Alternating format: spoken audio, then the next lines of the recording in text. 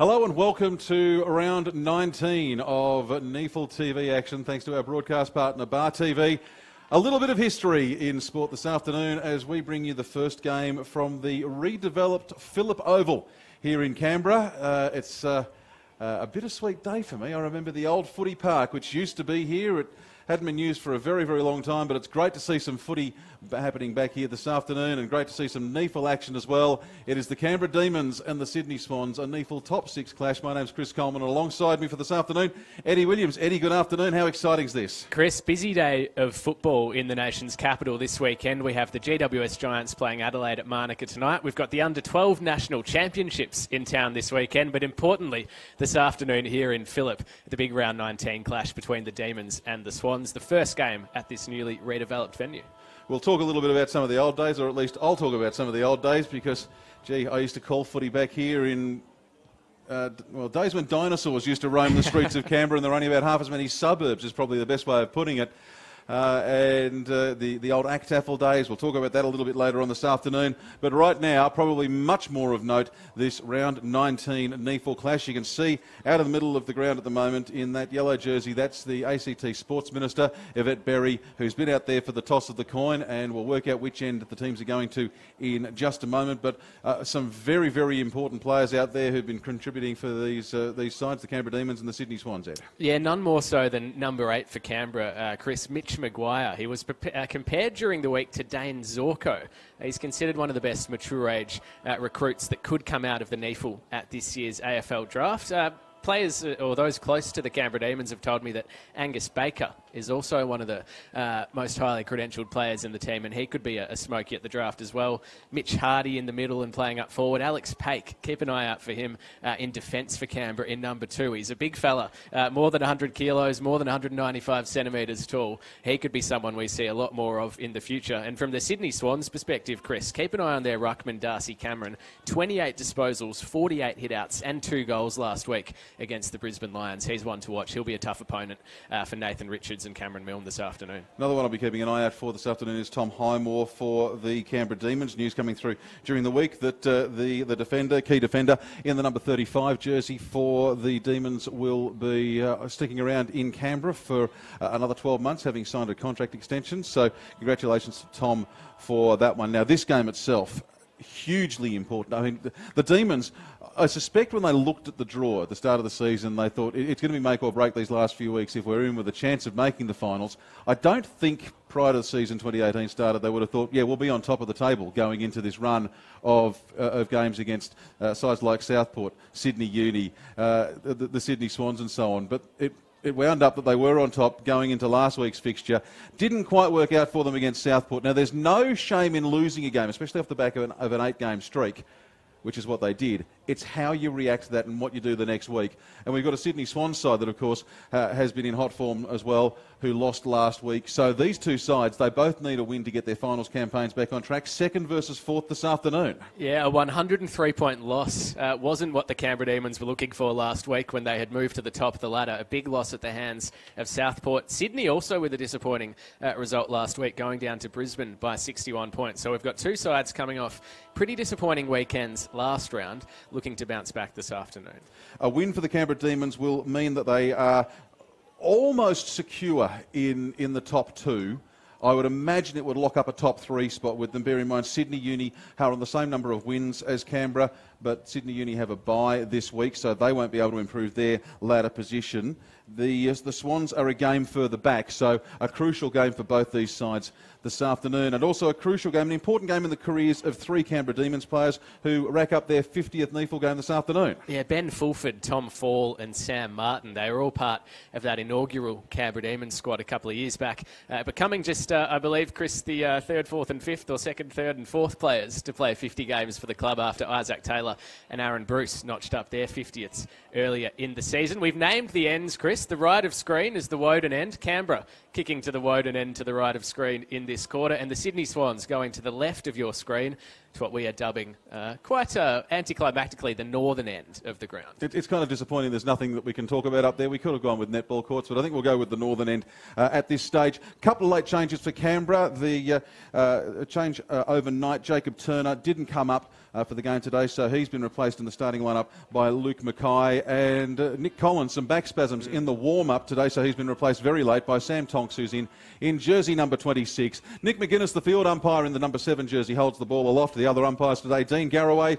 and Aaron Langdon, as the first bounce down at Phillip Oval in some 27 years or thereabouts, I think, takes place as we see the Swans get the best of it. They go up to the northern end of the ground. Paik sets himself, not Paik, it's actually Highmore, sets himself, takes the good mark in defence for the Canberra Demons, and he just settles down the nerves and turns it around over to the far side of the ground. So this is the first game the Demons have played here. It'll be interesting to see how it plays. It's quite wide, the ground, also about 151 metres end to end, goal to goal, so there are plenty of spaces out there, and the Demons using it well at this stage of proceedings. And we talked about Mitch Maguire in the warm-up, Eddie, and he gets himself involved early. They turn around, coming into the forward line. Oh, gee, that's a good grab, isn't it? That is a very good grab for the Demons. Ball tending into the forward line now, getting underneath it. Just falls short there of Bruce and bounces through for a point. First score of the day. First score here at Phillip Oval. You can pop that one into your trivia contest for years to come. A point to the Canberra Demons. Gary Rowan with the quick kick in there for the Swans to Robinson. Now they work it out to Stoddart off half-back, and they'll look to run the broadcast wing here, Sydney.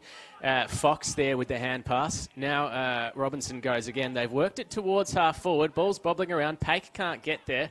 Eventually he manages to gather. Gives the hand pass back to Maguire. A couple of stats for him early. Goes into the centre of Phillip Oval. It's knocked away from Hardy. Hardy gathers, turns around. He's got a couple of options. Hands it back to Maguire. Maguire now out wide to the playing coach in Klemke. Klemke with a short kick. Spots up a target in Isaac Taylor on the outer wing. Taylor for the Demons. Kicks towards half forward. One-on-one contest. No mark. Bruce trying to win the footy. He goes to ground. The umpire might have to come in and ball this one up. No, it spills out the back. Opportunity for the Swans now to rebound. Rowan with the footy. Runs along that outer wing. Kicks it towards half forward. Another one-on-one contest. And Amity with a strong mark for Sydney. Gives the hand pass off quickly to Rose. Rose's kick is not a great one. Set his teammate a little bit of a challenge there in Wicks. He's coughed up the footy. Baker with the hand pass back for Canberra. Still ball in dispute. Going in hard there is Vardaniga. And eventually the umpire will come in and throw it up. Well, the Swans had an opportunity there. They just needed one more man forward, but they're obviously playing with the extra man in midfield to start this off, to try and keep the pressure on what has been a pretty hot midfield for the Canberra Demons. Swans win the best of the tap, but only goes as far as Taylor for the Demons. He puts it up and under in place, waiting underneath it. A couple of players, no one able to get the advantage. Tapped over towards the boundary line by Carr. Carr also then taken over the boundary line by Fox for the Sydney Swans, and we'll get a throw in to take place on the broadcast side of this ground, the western side, if you like, of the Phillip Oval, just outside the forward 50 for the Sydney Swans. NEFL TV action, thanks to Bar TV, as we see the big tap go down from Milne. Got two hands on it, but no real clear ascendancy. I think that's Carr who's gone in, but the very quick tackle is laid upon him. He's brought to ground, and we'll get another ball up just outside that 50. Of course, the NEFL proudly supported by Elastoplast. Great to have them on board. Ball up outside the 50, waiting to see if anyone can actually get away with it. Coming towards the boundary line, that would be Fall. He can keep it in play. Picked up off the ground there by Stoddart. Stoddart gets it back now, and then a quick kick into the forward line. Ball spills to the ground. It's 3-on-3. Klemke gets it, taps it out the back. Oh, plenty of numbers at the fall of the ball for the Demons. They turn around. The target was Carr, but Carr couldn't get it. It goes over his head. Back to Stoddart. So we're back where we were about 30 seconds ago. This time Stoddart goes long, goes hard, and Marty flies for the Swans. Does well to actually control it. Taps it on, finds Robinson. Robinson up towards the goal square. Punched away by the Demons. Alex Paik, one of the big men for the Demons, pops it around to a teammate. He finds Smout. Smout's been a ball magnet across the course of this season, getting another possession, and now the Demons, they turn around. They're running it up, and I'm just spotting in back play. There's a man down for the Sydney Swans. It's it looks Joel like Amati, yeah. He's taken now, was it a bump to the head or is it the knee? Because he was holding his head, but I think that was more in frustration that the trainers are checking out his knee. Eddie, I'll keep an eye on him. You keep an eye on the play. Well, the Swans with another opportunity to go inside 50. Pake's in best position for Canberra. Can't hold the mark. At the fall of the ball, Rose couldn't pick it up. Comes out the back Canberra's way. Maguire with the kick out to the wing. It's intended for Hardy. He's got Rowan there for company in the end. The boundary line beats both of them as Joel Amati is being escorted off the ground in the hands of two trainers. And bad news.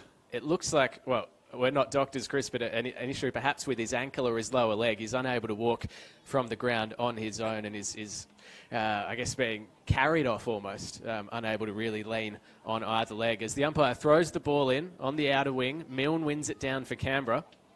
No clear first possession. Pack of players over the footy, and the umpire will come in and throw the ball up there on the broadcast wing. Amati unable to put any weight on his right leg. The left is taking some of the weight on the way through. He's very much grimacing in pain, so the Swans will be a man down for the remainder of this game. You would imagine you won't see Amati back out. It will be some sort of a miracle for him to get out there. Ball at the moment, not a great deal happening with it over the far side of the ground, as you can see, and umpire Dean Garraway comes in. He'll ball it up, centre wing position, far side, eastern side of the ground. Yarralumla Creek side of the ground, if you like, here at Phillip Oval as the ball comes in through the centre square. And Klemke and Maguire both getting involved early in proceedings. And I saw Jack Powell come in too for the Demons, but the Swans have picked up a free kick. And they play on very, very quickly now. Coming around. Oh, it's come free. It's been picked up by Fulford. The 50 gamer goes for one bounce. Will he go for a second? He does. He runs in towards the goals and bang, straight through the middle. Oh, his 50th game, and there's one to celebrate. Not just the first goal in his 50th game, the first goal here at Phillip Oval. And it goes to one of the home team. Great stuff from Ben Fulford. Great opportunistic football, Eddie Williams. And he breathes a bit of life into what had been a pretty tight contest early doors, Chris. Just over 6 minutes played in this first quarter. A little bit of a cagey start from both teams, a tight start, and Ben Fulford breaking free from the pack. A skill error there from the Swans, setting up that first goal at the newly redeveloped Phillip Oval. It's Canberra 1-1-7, Sydney yet to score. You've got to take your opportunities when they come, and they really... I won't say they don't come much easier than that, because Fulford turned that into something special. He got it and just saw that there was space there. I'm amazed that he took two bounces. You don't see players taking two bounces inside the 50 very often, but he did so, got himself into prime position. Now the Demons, well, they've shown this year when they get one, they often come in numbers as they try and get the ball out from the middle of the park. Plenty of players hot potato at the moment. I saw Harry Carr was running, waiting for it to come through. Didn't come to him. Hardy was also in there. But instead we get another ball up from the umpires. Not too far removed from the centre circle. A secondary tap by Rose. It comes to the outside now. I reckon that might be Stoddart for the Swans. It is. Oh, he's copped one a little bit high from Owen Orban. The ball continues forward for the Swans now, but getting underneath it, plenty of Demons in defence. That's Highmore. Highmore turns around. They'll swing it across to the outer side of the ground. Through Klemke. Looking further upfield, Baker of the Angus variety. There's two Bakers out there today. Still 11 short of a Baker's dozen. Now Tom Fall takes it one-handed. Thank you very much. Just outside the 50. Gee, they're a great side to watch, this Demons side, when they are playing a clean possession game. It's been a huge difference about their game this year. Oh, look at that. Bruce, the captain, flies, takes the mark, and he'll get the shot on goal about 25 out. On a 45-degree angle at the Woden end of Phillip Oval. Great ball movement from Canberra there, all the way from half-back to inside 50. And Aaron Bruce, the captain, one of a number of Canberra Demons players with Sydney connections. He's a former Sydney Swans listed player. Of course, his younger brother Josh now playing down with St Kilda. But another three players in this Canberra side today recruited from the Sydney Swans Academy. So some familiar faces perhaps for Sydney fans today. What's he got, the skipper? This one really is a training drill for him. Puts it on the right boot. Makes absolutely no mistake.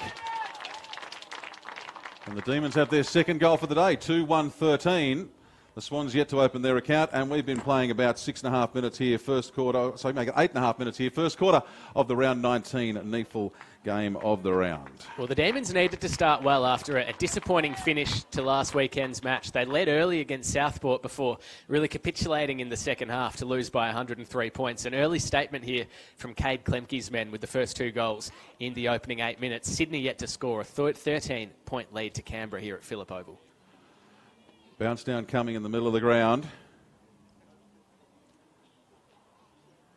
The ruckman getting set for it. A very, very busy day there for in the Canberra ruck for Milne. A real clear ascendancy. Ball comes back across the centre square. Wait to see if anyone can get it out. It's Bailey Stewart trying to do so for the Sydney Swans. He can't do much with it. It's held to him. Dean Garraway will come in and bounce it up again. So just repeating the umpires for you today. Nick McGuinness in 17, Garraway in 18, and Aaron Langdon in 24. Secondary ball up just on the edge of the centre circle. And, well, very similar outcome to the previous one. I've heard a whistle in there. And it'll be well, we've gone from the primary to the secondary, so that would make the tertiary. Don't test me beyond that, Eddie. We might struggle just a wee bit. Darcy Cameron probably getting the best of it for the Swans, but it's going forward slowly by Canberra, and Tom Fall with the over his own head handball to no one in particular. Chasing after it was Mackay, but he can't do much with it. Oh, the Demons have done well to actually get that out of there. Onto the end of it comes Owen Orban. Orban finds a man further up forward, and he just decides to kick it into what may be open spaces. There's only Sydney Swans jerseys back there.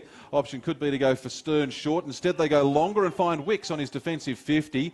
He elects to play on. I reckon he could have been called to have played on there. Umpire says no, he can have another crack at it. They turn it around now, find Reinhardt. Reinhardt goes across the ground. And then they come back to Reinhardt, so a little bit of a 1-2 play to bring it out. Oh, we've got a 50-metre penalty, in fact, there. That's been called from off the ball, so Reinhardt will take another kick from just outside the 50. There's been a play going into the protected area, would be my guess on that. That would be Robinson. The only man out there in the Sydney Swans with a jersey that begins with the number 2, Eddie, is Dan Robinson on the far side. Makes him fairly easy to pick. And now the Swans, well, they've gone into attack, but they've turned it over once again in the story of the day. This very good defensive outfit for the Canberra Demons. They turn it around. 3-on-1 would have been a neat trick for the Demons to come up with it. Instead, the Swans have got it, and they can work it around once again through Reinhardt. Now, that's play on, says the umpire. I don't think he's heard the call initially. Now he does hear it. They turn it around. Up the on the far wing, but they've cocked it up once again. I reckon that's Angus Baker for the Demons who's got it. They turn it into the forward line, but there's nobody inside the forward 50. The only man there running back into it, into a defensive 50 for the Swans, is Dan Robinson. Brings it across the park. Now they've got Jake Brown on the near wing, but instead they continue to work it on the far side. Colin O'Riordan tries to take a one-hander, loses the ball, it goes to ground. Pack over the top. It'll be a ball up just inside the forward 50 for the Demons. Canberra dominating possession early here. A 13-point lead to the Demons. 11.5 minutes played in this opening quarter. Stoddart and Robinson busy early for the Swans as the umpire throws the ball up. Pack of players around the ball there. No one can get a clear possession at half forward here for Canberra. The umpire lets play go for a little bit. Then he decides to come in, blow the whistle, and we'll have another ball up inside 50 for the Canberra Demons. Robinson 5 kicks for the day so far. Stoddart 2 kicks, 2 handballs. Umpire throws it up again. Milne wins it down decisively. Umpire's paid a free kick here. It's going the way of Sydney for an infringement in the ruck. So the Swans now with an opportunity to rebound out of defence. Pretty strong breeze blowing by the sounds of it, Chris, heading towards the right of screen, the Woden end, where Canberra is kicking in this first quarter. So perhaps that's helped them to this early 2-goal lead. As the Swans move the ball to the wing, but camping underneath the ball there is Maguire for Canberra. Goes inboard to Carr in the centre of Phillip Oval. Gives the hand pass off to Baker. That's Nathan. Kicks inside 50. No mark. Swans with numbers at the fall of the ball, but it bounces towards Mackay for Canberra. In the end, Stoddart gets a good hand pass out, and the Swans now should be able to clear. Rowan hands it off to O'Riordan, the Irishman. Kicks into the centre of the ground, spots up a target. Now a chance there for McKellar to move the ball forward. Rose kicks towards half forward for Sydney. Looking to run onto it is Kilpatrick. He's got Klemke there for company. Kilpatrick swings it towards full forward, but Paik with a nice mark in defence there. One of the players to watch from a Canberra perspective, and I dare say a few recruiters with their eyes on young Alex Paik as well. As he kicks towards half-back, not his best kick. It's chopped off by Rose. He goes with a kick to full forward. Paik's there again. He escorts the ball over the boundary line, and it'll be thrown in a few metres around from Sydney's right behind post. They're still yet to score. More than 13 minutes played in this first quarter, trailing the Demons by 13 points. Leading possession getters for the Canberra Demons. Cade Klemke has 7 disposals, 4 kicks, 3 handballs, and Maguire has 3 kicks and 1 hand pass so far today. And they look pretty similar, Chris, but they've both been busy. That's Maguire there with the quick kick out of defence. Can't quite spot up a teammate. Going back there is Carroll for Sydney. Gives the hand pass off. Now the short kick to O'Riordan. He's had a bit of it early as well. He'll look to send the Swans back into attack. Just stops. Takes his time. Trying to find an option inside 50. Just goes with a high ball. It's knocked away. Canberra with the numbers at the pack. Owen Orban kicks out towards the wing. It's intended for Mackay, but Rowan should be able to track it back for Sydney. Can't quite pick it up, goes to ground, and the ball's over the boundary line. It'll be thrown in between wing and half forward for Canberra. A passing cyclist observing proceedings from outside the ground here. It's been a long time since we've seen footy here at Phillip. Maybe not quite the 27 I said earlier. 27 years since I've called footy here, Eddie, but it's been a number of years since this ground's been used for Aussie rules. Used to be used for softball back in the day as well, believe it or not. And now a hub for local footy and also local cricket here in Canberra. Bailey Stewart with the clearing kick for the Sydney Swans. But again, it only gets as far as the Canberra Demons. They're playing very strong across half-back, and this time they try to go straight up the middle of the ground. Going in low as Klemke, gets a hand pass away. Now they come around the outside. Off hands finds Osborne.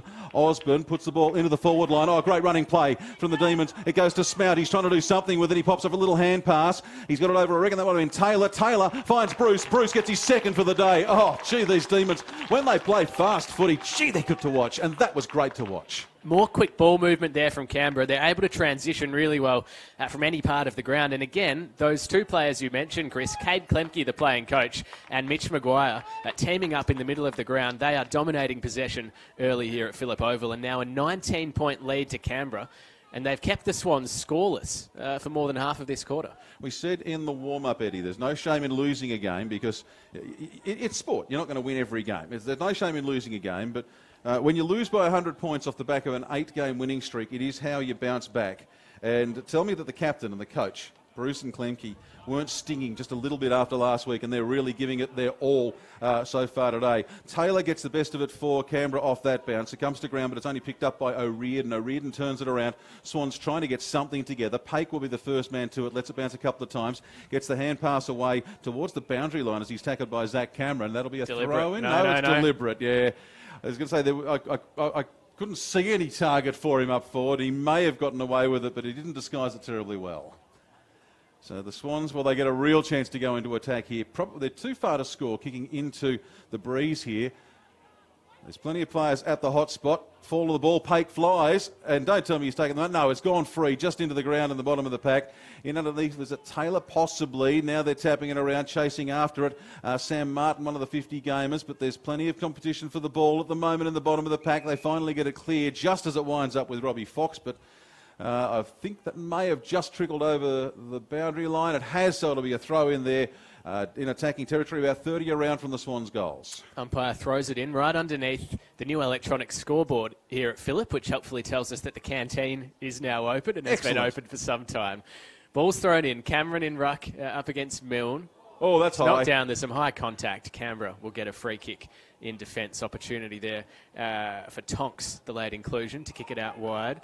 They'll go the outer wing this time, Canberra. Kick towards Hardy up against Rowan. Rowan just nudged him under the footy, then couldn't take the ball cleanly. Had enough time to recover. Rowan kicks to the wing.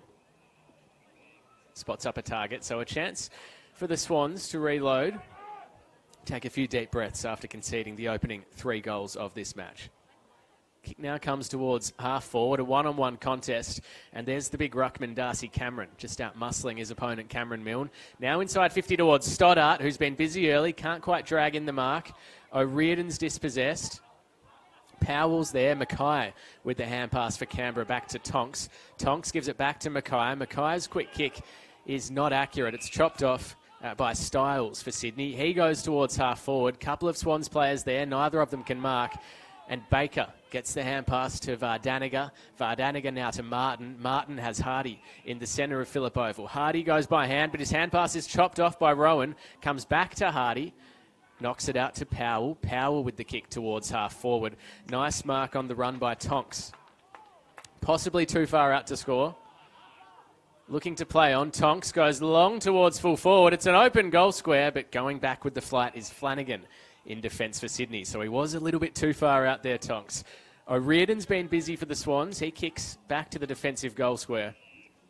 As the Sydney defence just absorbing this pressure coming from Canberra early in this match. O'Riordan will get it again in the back pocket. But it's knocked away from him. No, umpire pays the mark. So O'Riordan in front of Fulford.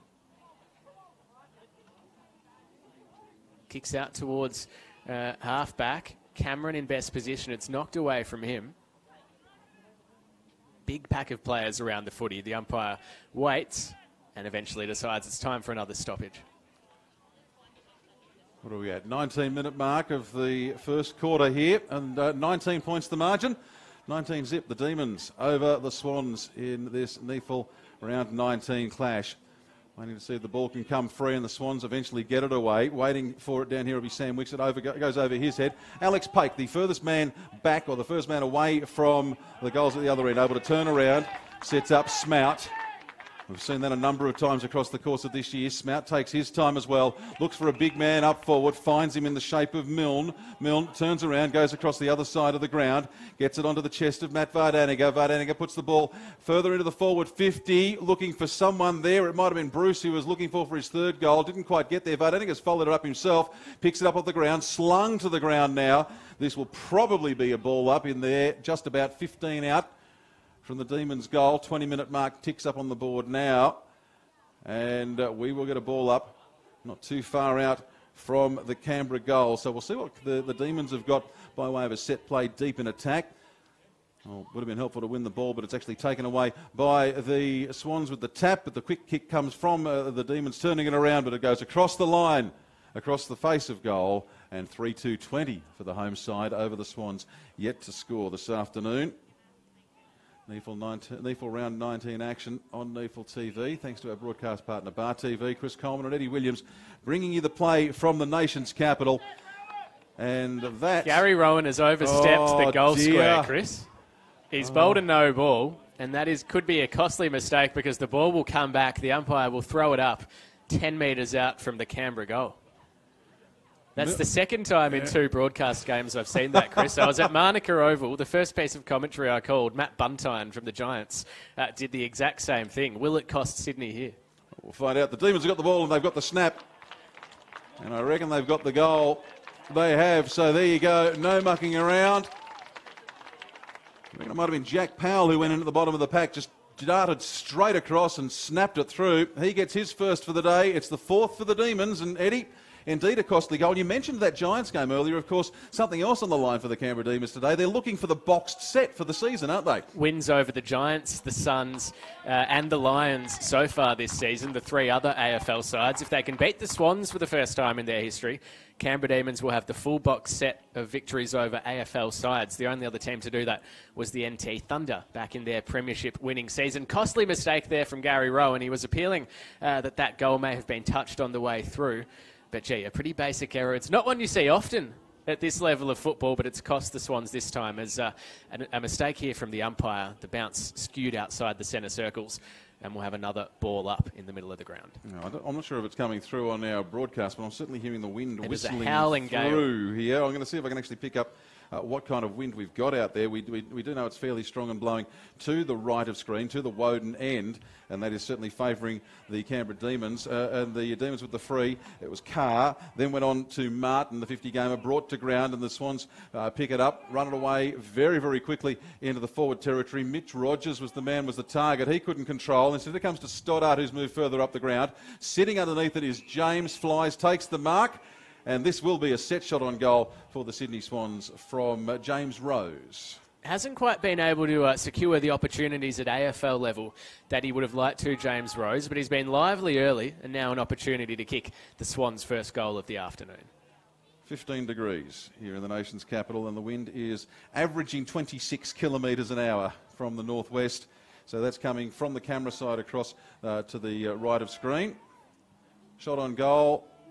It hangs and stops on the breeze, but he may have just put enough on it to get it through. He has indeed. James Rose gets the first goal of the day for his side, the Sydney Swans, and they close the gap to 20 points. It is the Demons 4-2-26. Swans 1 straight goal, 6:23 and a half gone in the opening quarter. A desperately needed goal there from the Swans, but we see just with that kick, the breeze having a big impact, and it'll be interesting to see how these two sides look when we change ends after quarter times. The Demons certainly kicking with a big wind advantage in this first quarter. They are still out to that 20-point lead, nearly 24 minutes played. I like the running game that the Demons have got, the running and handball game, and they, I think, are smart enough aside for us to see plenty of that in the second quarter.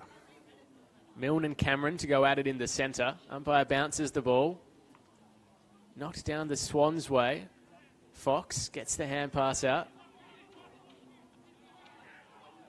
Eventually O'Riordan knocks it into the middle, and more high contact against Carr. Umpire didn't spot it.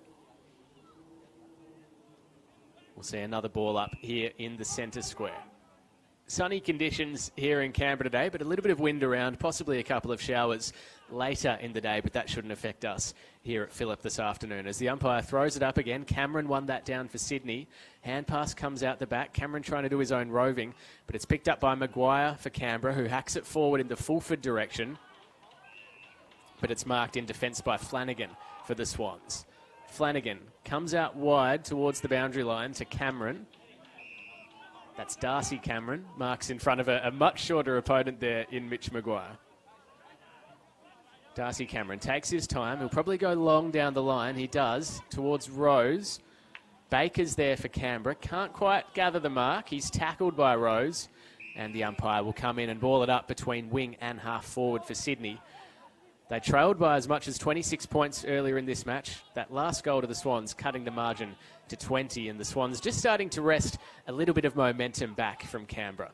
Cameron won it down again, comes the way of Robinson. Eventually, Brown gets a kick inside 50, but it's chopped off by Highmore for the Demons. Highmore turns it around inboard, finds Klemke. Klemke turns it on the other side of the ground where there's plenty of open space and not too many players. We see the ball bouncing, eventually picked up by Bell for the Swans, and he can turn it around. Looked like he was shaping to go long. Instead went for a bounce and a bit of a run, puts it up inside the forward 50. Wasted possession, though, as there's just too many blue and yellow jerseys. And once again, it is all the Demons, and they're able to rebound and get defence turned into attack. Just too far from Mackay. So the Swans have got it. Gee, hot contest in the midfield at the moment. Now O'Riordan turns it around backwards, sends it to Reinhardt. Reinhardt goes across the ground, finds McKellar. Plenty of Swans there now. Who's got the space further upfield where they're going? Short bowl at the moment. That might be smart. Angus Styles, he has time to wait. Pops a little hand pass inside, finds Vieras. Vieras is tackled as soon as he gets it. Ball comes free in the tackle, so plenty of contest. Back towards the boundary line. Mitch Rogers perhaps first to it. But I've heard a whistle in there for a hold, and it is a hold on a Swans player. Held off it was Stoddart, and he's going to turn it around and send the Swans back into attack. I saw Stoddart and Styles both in there, and I was waiting to see which way we went after the first two letters. Only as far as Milne. Milne, he's tapped it down, picked up off the ground by Darcy Cameron. Eventually a kick comes away. Oh, it's like flies around the honey pot at the moment. We're just outside between the centre square and the wing on the far side of Phillip Oval. What are we at? About 27 minutes gone. So still a little bit of time left here for the Swans to pull one or two back before the break. They have seemingly changed their playing style a little bit and are kicking lower. As he says that, we see a high ball. Doesn't travel terribly far. Umpire does say it was far enough for a mark. So they've got a chance now to get players up inside the forward 50. The goal kicker for them today is James Rose. He flies, but he can't get the mark on it. So the Demons, now they've got a chance here because they've got a very dangerous man in Tom Fall. He's got space. He's got time. And he finds Richards. Richards likewise has a man in time and space, but he gets shut down inside, just outside the forward 50. Ball calls the crowd. Mackay taps it away. Falls chased his own kick up ground. Oh, don't tell me. Oh, it's just stayed to the left of the upright. That would have been goal of the day, I reckon. Fall, he was at the other end of the ground a minute. He's chased it all the way and nearly put it through for a major. It was clever play by Tom Fall. He came off the interchange bench and he waited in that space between wing and half back, and the ball came out to him. And unfortunately, running up the other end of the ground, not able to finish off. As the Swans now kick to the outer wing. Stoddart in a good position, can't take the mark. Swans with the crumb, though. Chance to go inboard. Here's Bell. He's tackled by Taylor, shrugs the tackle, goes back to half-back. Taking the mark on the chest is Vieras. Vieras almost dropped it as he kicked it. Now goes out to McKellar on the half-back flank.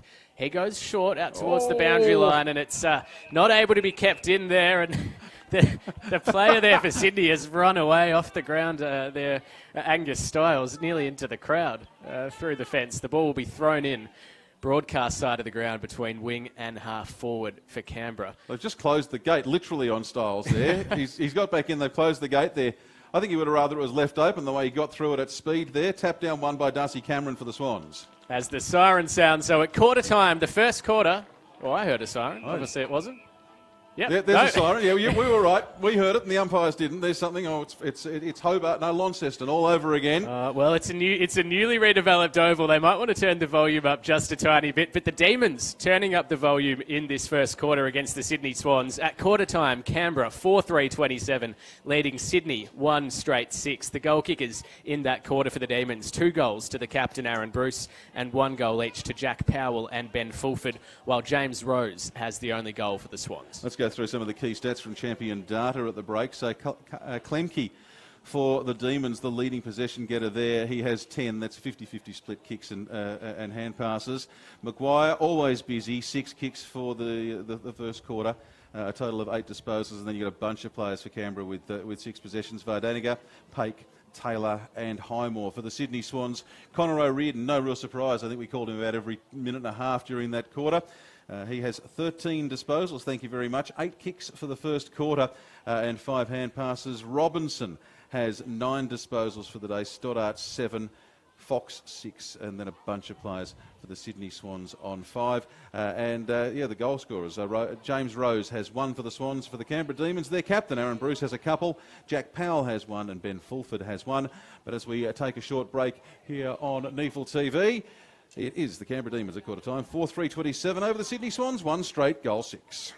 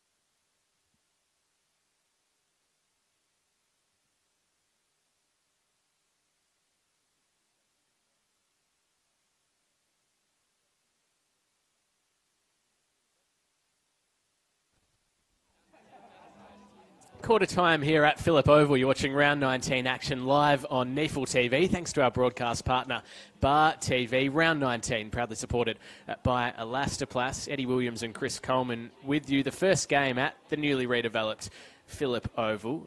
Chris, you were calling games here before most of the players and half the commentary team were alive. Has it changed a lot since the early 1990s?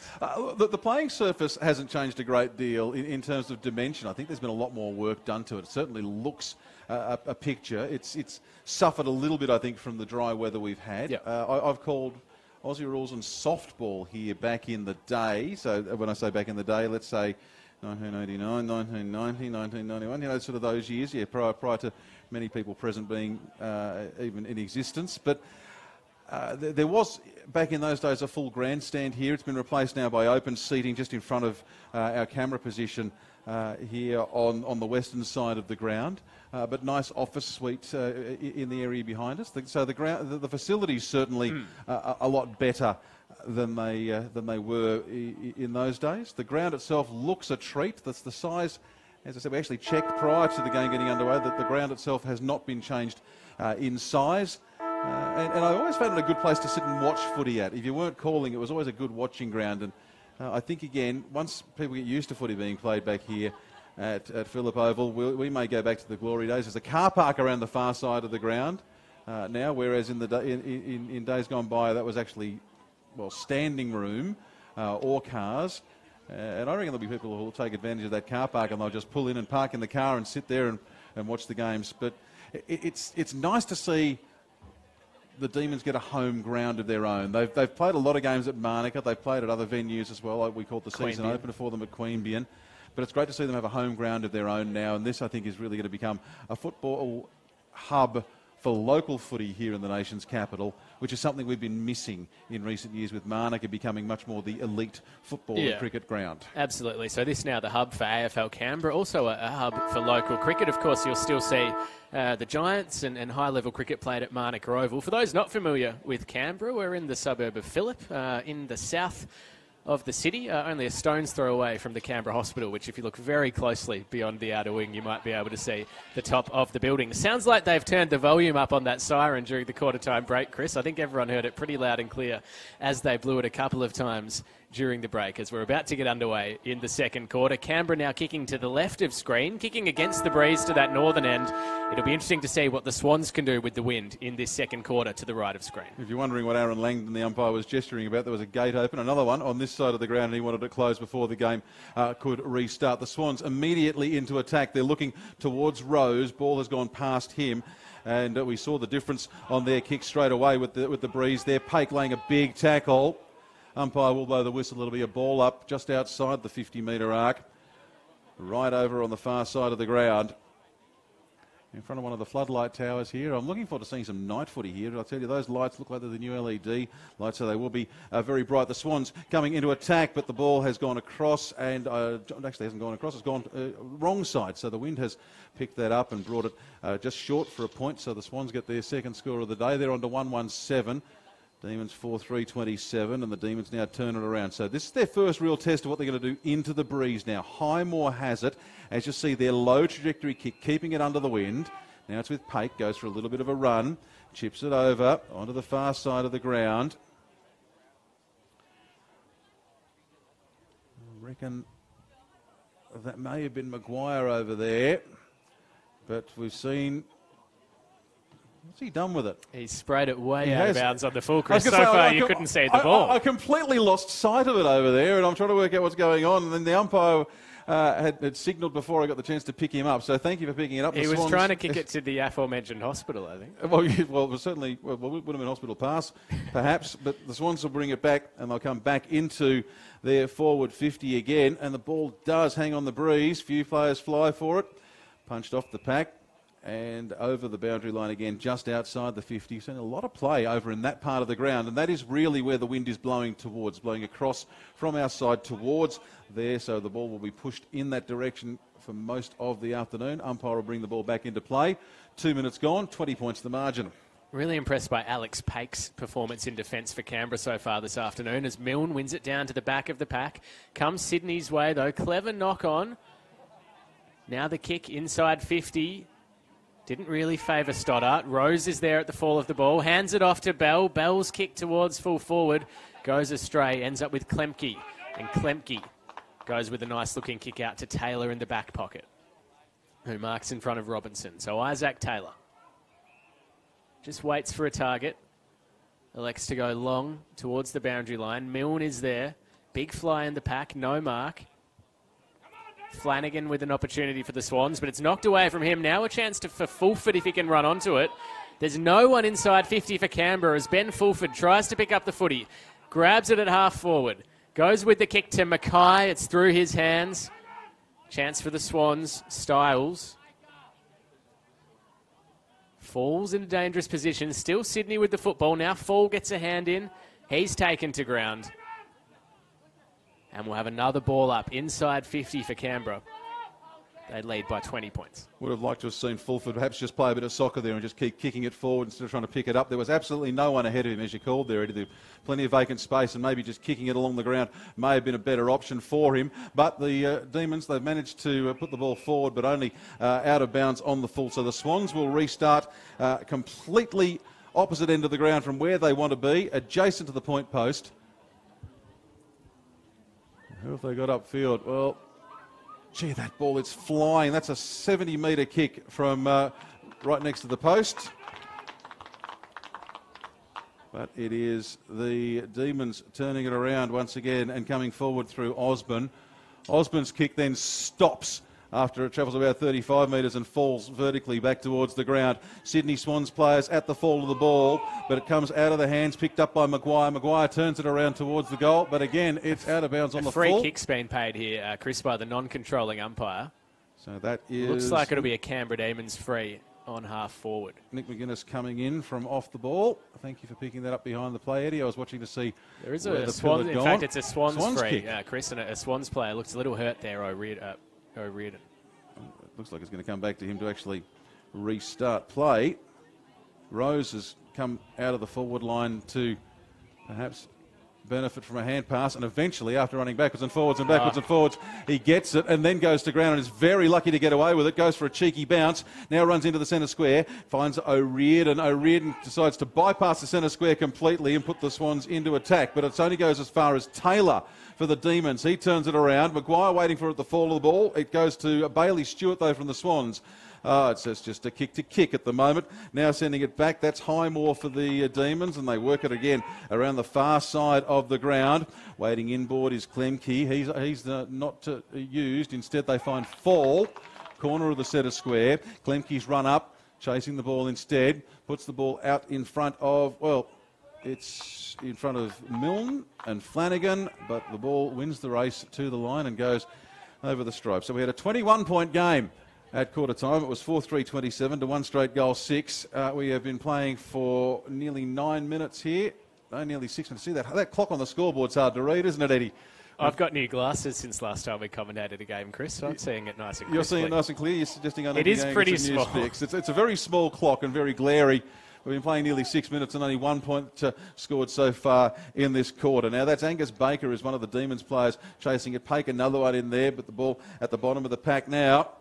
And it'll be a ball up just outside the centre square at the Swans attacking end of Footy Park. Repeating, the Swans going with the very strong breeze here. And yes, I know, I've just had a flashback to the days of old calling it Footy Park. The Swans, they do come away, well, they don't come away with it because it winds up being a kick back into the pack. Now chasing after it was Robinson. Swans really unable to get a clean possession, so the Demons have got the ability to spoil. Klemke comes through for the Demons and punches it away. Kick downfield now. Underneath it is Bruce. He looks for someone, just goes for a hand pass, more in hope. Oh, that's great play from Fall. He's read that well. Goes for one bounce. If he goes for a second, he might get himself in scoring position. He's run too far. I was going to say... and he kicks the goal in for good bounce. measure, and he's copped a 50-metre penalty for kicking the ball away. Jeez, he was just running and running. I lost count of the steps when we got to 15 because I knew that the whistle was coming. He needed the second bounce, and instead it's a 50-metre penalty, which will put the Swans just short of halfway. Don't buy carpet or real estate off that umpire. The Swans send the ball into attack very, very quickly, but there's nobody at home. It goes over the head of Rose. He's able to chase it up. He's ahead of House, goes for a bounce. Rose puts it further into their forward 50. Taken off the ground by Wicks. Wicks immediately tackled by Angus Baker. Baker actually got the ball out of that tackle. Not quite sure how. Getting him in touch with Penn and Teller. With magic like that, he should be in Vegas. Ball kicked forward. Back over the top. Umpire will ball it up just inside the 50-metre arc at the Swans attacking end of the ground. Well, the Demons, I don't think, have tapped it quite as well as they would have liked to going into the breeze in this second quarter, but the Swans really haven't done themselves any favours on the scoreboard just yet. We saw Robinson with the hand pass there for the Swans to their own advantage, but again, several players at the fall of the ball. Over the top of the pack is Sam Martin. The last man up may have been Rose. And it's a ball up just outside the 50. Demons ruckman in Milne flew far too early, gave the Swans basically a free shot at it, and it winds up in the hands of Styles. Angus Styles goes goalward, but it's across the face once again, and another point for the Sydney Swans. They move on to 1-2-8. The Demons 4-3-27, 8 gone, second quarter on NEFL TV. No goals to either side yet in this second quarter, just a couple of behinds to the Swans, so they're yet to take full advantage of this breeze as Highmore gives the hand pass to Maguire. Maguire kicks along the boundary line, looking for Mackay, or should I say Bruce. It's knocked away from him. Sydney win the footy. Hand pass forward. They've got the ball at half forward there with Fox. Fox keeps on running. He kicks towards goal. The wind helps it reach the distance, but again, it misses to the left. Another behind for the Swans. They're 1-3-9. Canberra 4-3-27. Quick kick in for the Demons. Straight up the corridor. Martin goes with a kick out towards the wing. One-on-one contest there. No one can take the mark. It's near the boundary line, and eventually the ball is escorted over the boundary line right in front of that Canberra Demons logo. They hold a 18-point lead early in this second quarter. Still no goals. We've played more than 9 minutes. Interesting to watch Canberra's kicking game, Chris. I heard their assistant coach, Beck Goddard, speak at a lunch recently, and she's a big fan of long kicking, and they've kicked long a lot more this season compared to last season. Perhaps one of the reasons why they've been able to progress up the ladder. We'll have another boundary throw-in between wing and half forward for Canberra. And we saw Beck Goddard earlier. She waved in to the commentary box, joined the club this season, having coached Adelaide to the inaugural AFLW Premiership. And I imagine, Chris, she's certainly one of the factors why the Demons have been able to improve this year. Milne and Cameron in ruck again. The boundary throw-in was affected by the wind and didn't really get to the ruckman. Martin can't gather. Swans now able to work the ball forward. Rose absorbs some pressure, kicks into the corridor, but sitting back is Highmore for the Demons. Signed a contract extension during the week, which will see him stay at the club until the end of next season. Powell kicks out to the wing. It's a bit of a speculative kick for Baker to run onto. He soccers it forward, taps it forward again, still keeps going, does Angus Baker. His kick is a pretty clever one. What will the umpire say? Because he didn't really have a teammate to kick to, but the umpire gives him the benefit of the doubt and decides we'll have a boundary throw-in inside 50 for Canberra. Would have been a very tough call to call that deliberate. He actually kicked it infield, and then when it's bounced, it's turned to the left. Mind you, we've seen them given at times.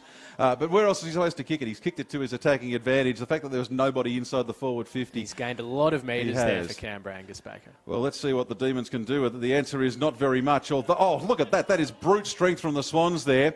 As the ball winds up with Robbie Fox, it was courtesy of Robinson, who burst out of the pack. So Fox turns the ball in towards the centre square. Now Rose has just shrugged his man off there like a cheap suit. He's gone onto the fall of the ball, picks it up, quick bounce, sending them further forward now for the Swans. Gets it to Mitch Rogers. Rogers inside the forward 50.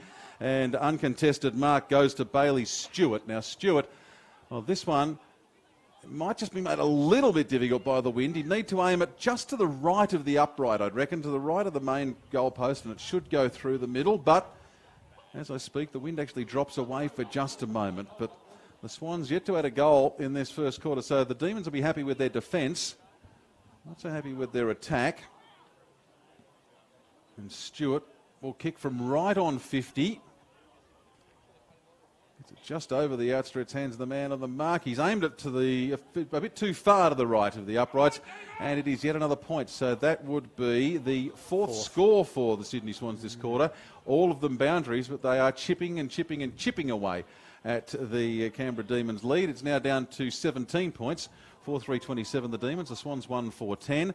And the Demons, again, they go quickly around the outer side of the ground. Owen Orban, the man who got the ball, turns around through a couple of hands and winds up with Sam Martin. Martin turns the ball further into attack, waiting for it behind the play. In there was, I reckon it was Smout. He was very, very quickly taken. Comes back, finds Mitch Hardy. Hardy can't do much with it. Indeed loses control of the pill, and the umpire, that would be Dean Garraway, says holding the ball. Incorrect disposal. Take your pick. Sydney Swans free kick, and they turn it around once again. Coming forward. They've got players. They're playing a smarter possession game this quarter, the Swans. They just need a little bit of finishing. Send off to Switzerland for a few minutes to a finishing score, perhaps. Now, Robinson. Oh, this is beautiful play. He finds Brown. Brown looks up, has plenty of options. And they're just working it around, trying to get it into a good position. I reckon it was Stern onto Wicks. And now Wicks will have the shot from, it'll be outside 50 when he kicks here, but he will. This one will have the win directly behind him. Nice steady setup there from Sydney. Some good, accurate, short, mid-distance passing, and distance certainly won't be a problem here for Wicks. Kicks it from 50, puts it up on the wind. And that wind, it must be doing funny things at higher level because it's pushed it away to the right when I think everyone was expecting it to go to the left. And so it's another behind for the Sydney Swans. They've scored 5 points this quarter, 1-5-11. The Demons yet to add to their score this quarter. In fact, have hardly been inside their forward 50 this quarter. They're on 4-3-27 as we see them really struggling to get it outside their forward 50 or outside their defensive 50. Bit of high contact there on Highmore. Highmore, well, his head's still attached, so he's okay. Just chips it out. Finds Martin. They're working it through with short kicks here, Angus Baker. As you said a few minutes ago, one of the differences for the Demons this year has been their long kicking game. And on a day like today, we're kicking into a strong breeze. The long kicking game doesn't always work, so they seem to be struggling to adapt to this shorter kicking game that they've had to go with. Owen Orban with that pass eventually made it to Taylor. Taylor was looking further forward. I reckon Baker was his man, but the boundary umpire reckons it was out of bounds. It was actually Hardy was the man who was on the end of it. But yeah, the boundary umpire in far better position than we are. He's about 5 metres away. We're about 205. The Demons take possession of the ball now off the ruck contest. Powell puts them into their attacking 50. Target was Fulford. He can't get there. It's taken away by Veeris. Veeris, hand pass to keep the ball in play. Now underneath it is O'Riordan. He's got the ball. May get called for pulling it in, but the umpire says no, I'll ball it up instead. And are we inside or outside the 50? I reckon we might be just outside the 50 where that one's going to be balled up by umpire Aaron Langdon. He puts it up in the air. Tap is won by the Swans, but it's only as far as the boundary line. And so from ball up to ball in. Still in attacking territory for the Canberra Demons. We're yet to add to their quarter-time score. In fact, we've had just the 5 behinds in the 15.5 minutes play since the quarter-time break. The boundary throw-in, I think you can see there. Oh, that's a very high tackle. That's a very high tackle. The boundary throw-in, Eddie, I was just going to say, you saw it get picked up and carried away by the breeze. And then it was Tonks who picked the ball up and was running away with it. Taken in a high-ish tackle from behind. He doesn't look terribly happy there, does Sam Tonks, does he? But pretty keen to take his kick, Sam Tonks. He was the late inclusion for Nick Collins, who was suffering some back spasms before the game. And Tonks putting his body on the line, earning a free kick and looking to kick the Demons' first goal of this second quarter as Maguire and Klemke run back onto the ground after a bit of a break. This will be some goal if he kicks it from right on 50. He's put it a long way up. Oh, don't tell me. Don't tell me. Bang! Thank you very much, Sam Tonks. Well, making the most of being the late call into this side. It was only, 25 minutes before the first bounce we got notified that Tonks had come in to replace Collins, as you said there, Eddie, and now he's put through a very difficult goal. He kicked it from about half a metre inside 50 into the breeze, judged it perfectly line, judged it perfectly for length. A metre shorter it would have been touched over the line, so he's done well. And the Demons, well, after the Swans have done all the scoring, the Demons have extended their lead. How about that? And that's the only goal of the quarter. The Swans have kicked 5 behinds. Canberra with just the one shot on goal. And it's a 6-pointer there to Sam Tonks, former Sandful player, relocating to the ACT this year as part of his work with the Australian Defence Force, and he gives the Demons a 22-point lead. We're back in the centre with Cameron and Milne. Cameron took it out of the ruck. The umpire says the bounce went just astray of the centre circles, so he'll redo it. He'll come in and toss it up now. So Cameron and Milne get back into position. Umpire throws it up. Cameron again wins it down. At the back there is Rose. Rose kicks towards half forward towards Stoddart. Takes a nice mark overhead.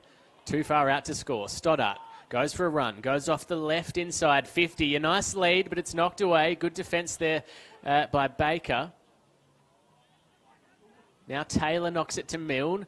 Maguire just goes the volley. It's chopped off by Styles. Now the Swans going forward again. It's marked just outside 50 by Connor Kilpatrick. Probably too far out to score, but he's got a pretty strong breeze at his back. Just sets it up to the hot spot. Big fly, no mark. Taylor the crumb. He's turned it over, though. Now a snap on goal by Fox. Misses to the right. 6 behinds in this quarter for the Sydney Swans.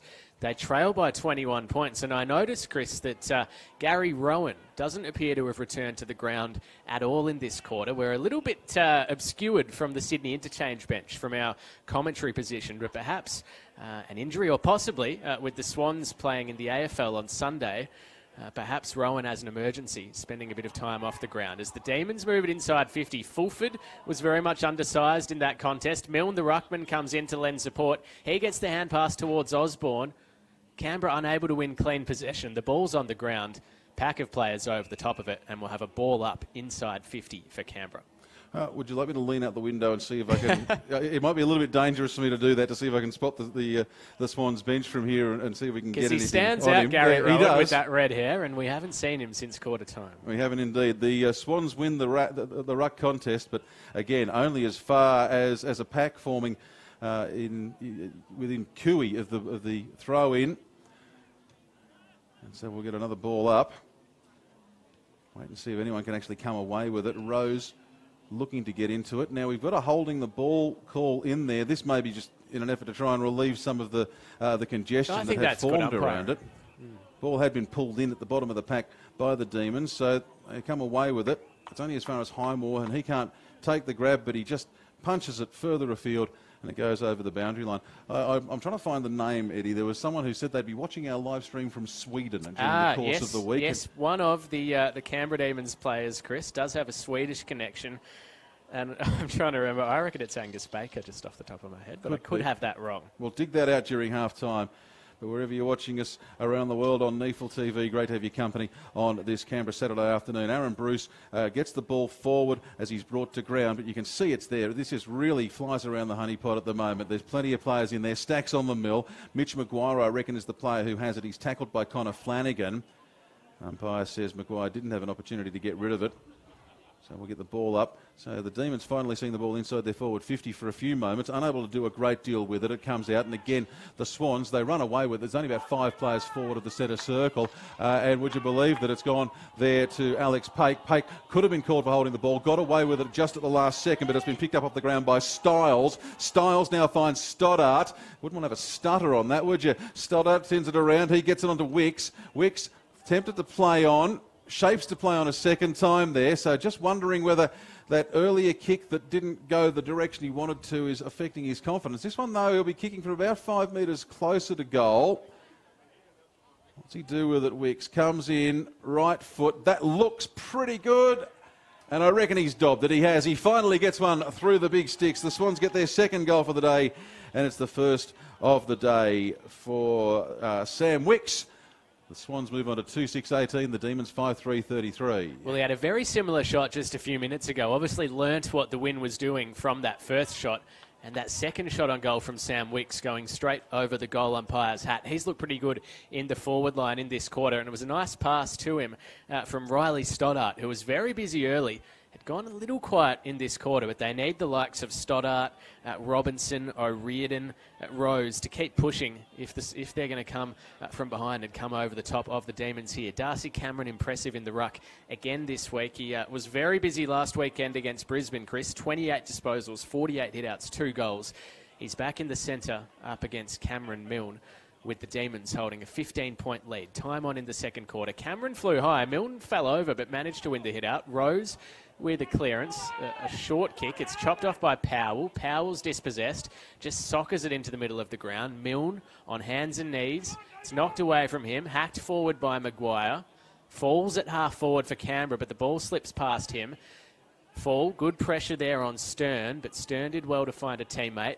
Now Bell running through the centre of Phillip Oval. Kicks out wide, edge of the centre square. Finds a target. The hand pass there from Stewart. And now the Swans will look to go inside 50, but the kick is astray. It ends up over the boundary line, and we'll have a throw-in at left half forward for the Sydney Swans. Trying to make the most of this wind advantage in the second quarter. They conceded 4 goals to 1 in the opening term, And so far through 22 minutes, 1 goal each to Canberra and Sydney in this second quarter. As the umpire throws it in, Cameron fists it down decisively, finds a target. The kick now is a high one towards full forward. Canberra getting back with numbers. They knock the ball towards the boundary line. Now a kick out of defence, but the boundary line had one out, and we'll have a throw in a couple of metres around from the Swans' left behind post. A good skill from Hardy to even just to get the ball off that pack, but unable to keep control of it. And so the Swans, well, they might get another chance here. What are we at? About 23 and a half gone in the quarter. Hasn't been a lot of scoring, so you would imagine it won't be a long quarter.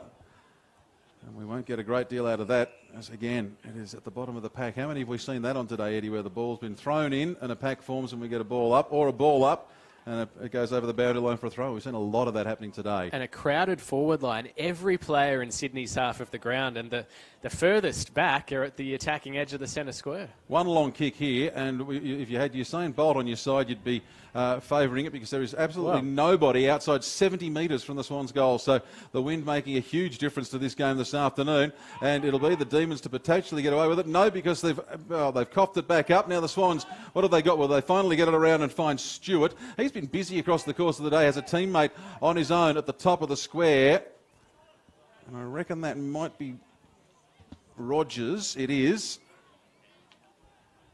So he'll take a shot. And again, distance shouldn't be a problem here for Mitchell Rogers. And these short passes, low passes inside 50, working well for the Swans in this quarter. They just need to convert them.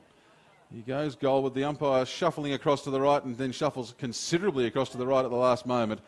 And Rogers added to the long list of players who've scored behinds for the Sydney Swans this afternoon. They go on to 2-7-19. The Demons 5-3-33. As we reach the 25-minute mark. Now, can the Demons show something a little bit different in the last few minutes here? Klemke has it. He had calling for it on the inside. He had Osborne, but he's kicked into the man on the mark, so it goes back into the forward line, into the path of Fox. Fox can't get onto the ball. It's gone over the boundary line. Throw in to come.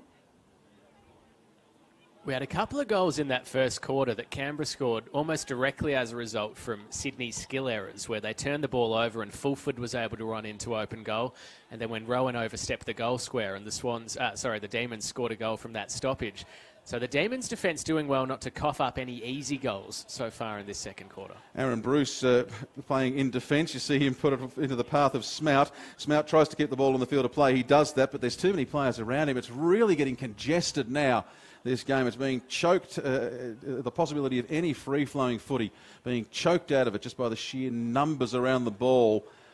We did have the possibility of some rule change trials in the NEAFL at one point, Chris, but that doesn't seem to have eventuated. I'm kind of glad that hasn't been put into place for the NEAFL here, especially for games like this that are potentially going to have an impact on the finals, as we see the Swans go into attack, and it's punched through.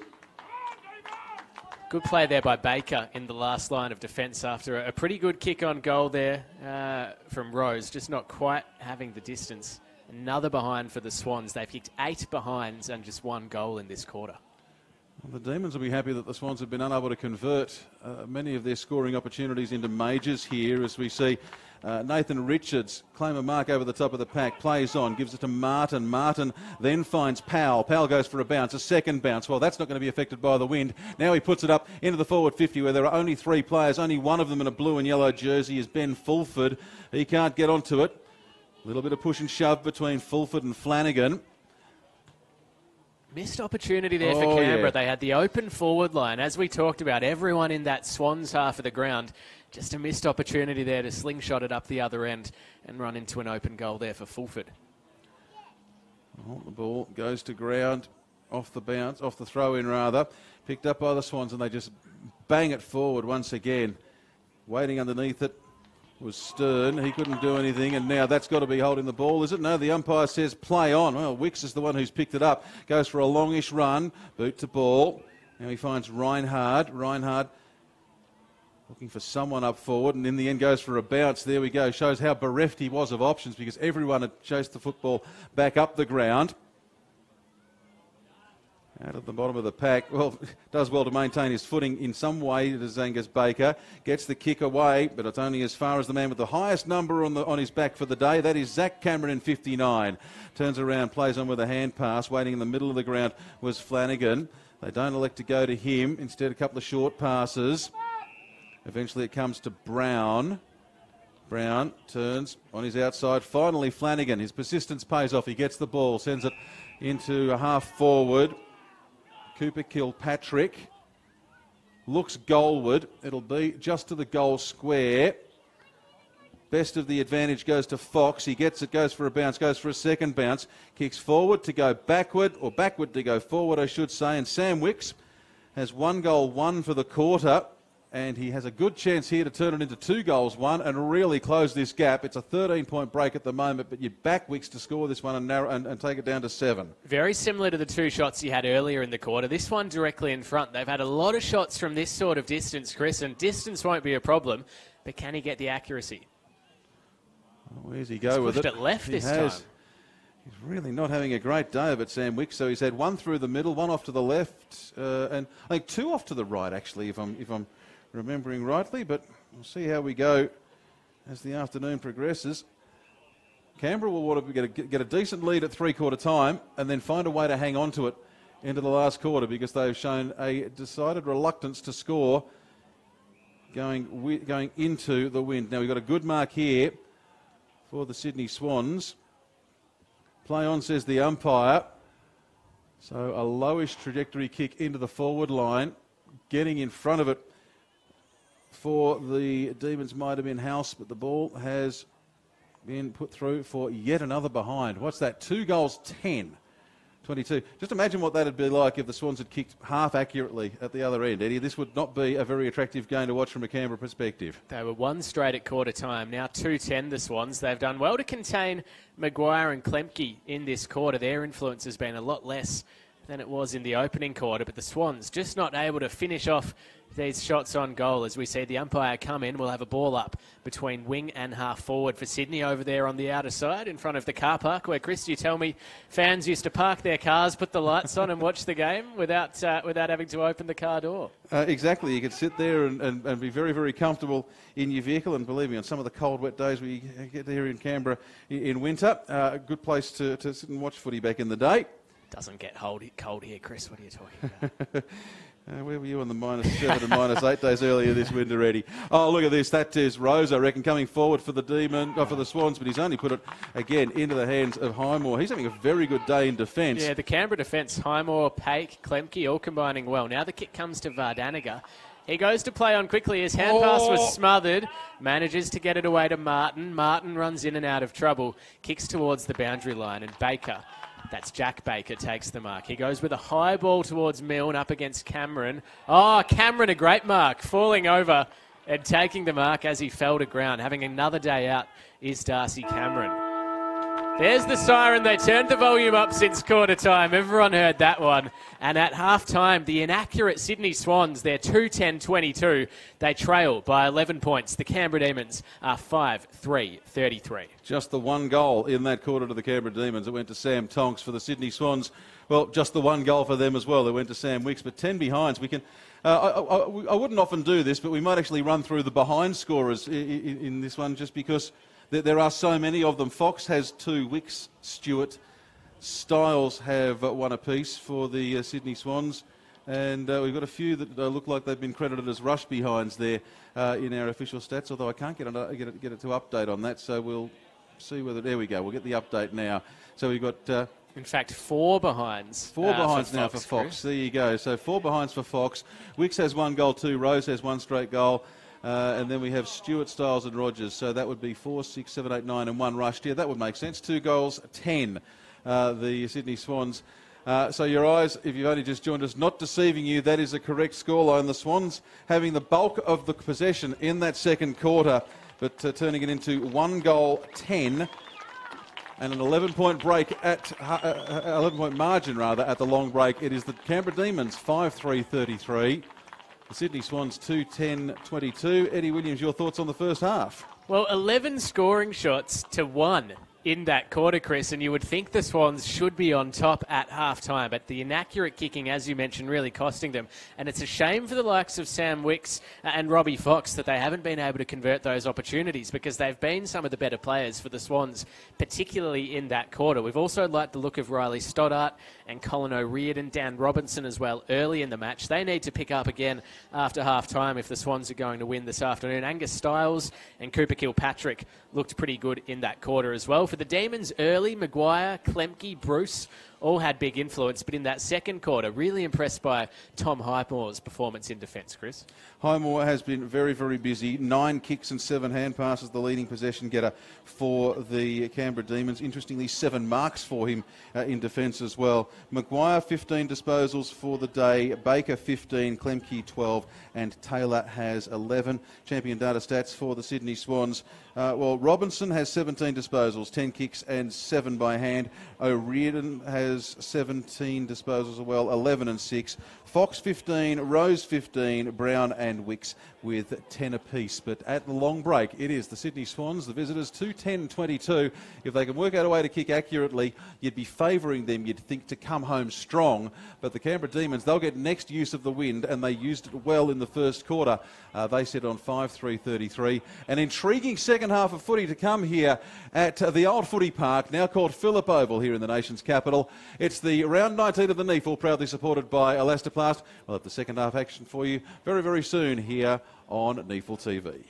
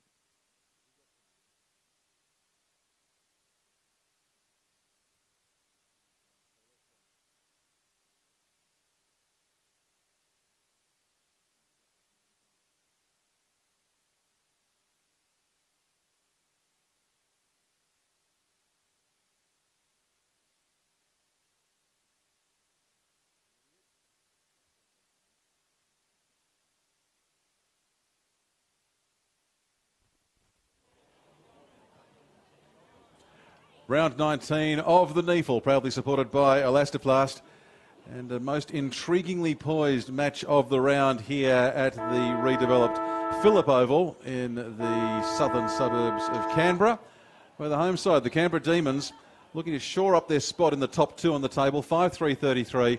Lead the Sydney Swans 2-10-22. The Swans looking to keep the door open on a top two spot in the NEFL competition. And Eddie, how great is it to see footy back here at Phillip Oval? Well, Chris, I've not seen footy played here in Phillip before, but you've called games back when it was the old footy park. You must have a few memories going back, what, a couple of years? More than a couple of years, yeah. But the very first game of footy of any code that I did commentary on was here. Now, I've been racking my brains trying to remember who it was, because my overarching memory of it was being so ridiculously nervous that about an hour before we went to air, I went and lost my lunch, let's say that. I went out the back of the grandstand and the nerves overtook me for a little while.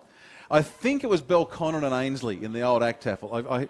I know I called a Belconnen and Ainsley game very early in the piece, and I reckon it was that one. My biggest memory, though, is a game I never got to call. Was an ACTAFL grand final. It would have been the 1991 grand final, I reckon. And the Thursday night before the grand final, we were doing our league teams program, where we went through the AFL lineups for the forthcoming weekend and the ACTAFL lineups for the forthcoming weekend. We were doing it as a live broadcast, funnily enough, from the Ainsley Footy Club. And at the start of the night, I had a bit of a sore throat. It turned into a full-blown case of laryngitis, and by the end of the show, I actually couldn't finish. I couldn't speak. It's not like you, Chris. Exactly. I had to disappear about 5 minutes before, and the voice hadn't returned by Saturday, or was it Sunday? Anyway, by grand final day, the voice had not returned. So I came down, I sat there, and I worked behind the scenes, unable to speak on the grand final, but never got to call that one. So there are a couple of memories from here. But yeah, grand final days here used to have, you'd have 5,000 or 10,000 people, I reckon, turning up here. Jazz bands, the whole lot. Great fun, great atmosphere, and I'm sure there'll be plenty more of that to come as the third quarter gets underway in our NEFL TV broadcast game, thanks to our broadcast partner, Bar TV. Ball goes down in the centre of the ground, and the tap is once again, as the story of the day has largely been, won by the Swans, picked up off the ground by Darcy Cameron. They go towards Stern, but there is a call of ball, and it will actually be coming back for the Demons. So they get the first use of the wind in the third term. Now that's been touched as it goes to Owen Orban.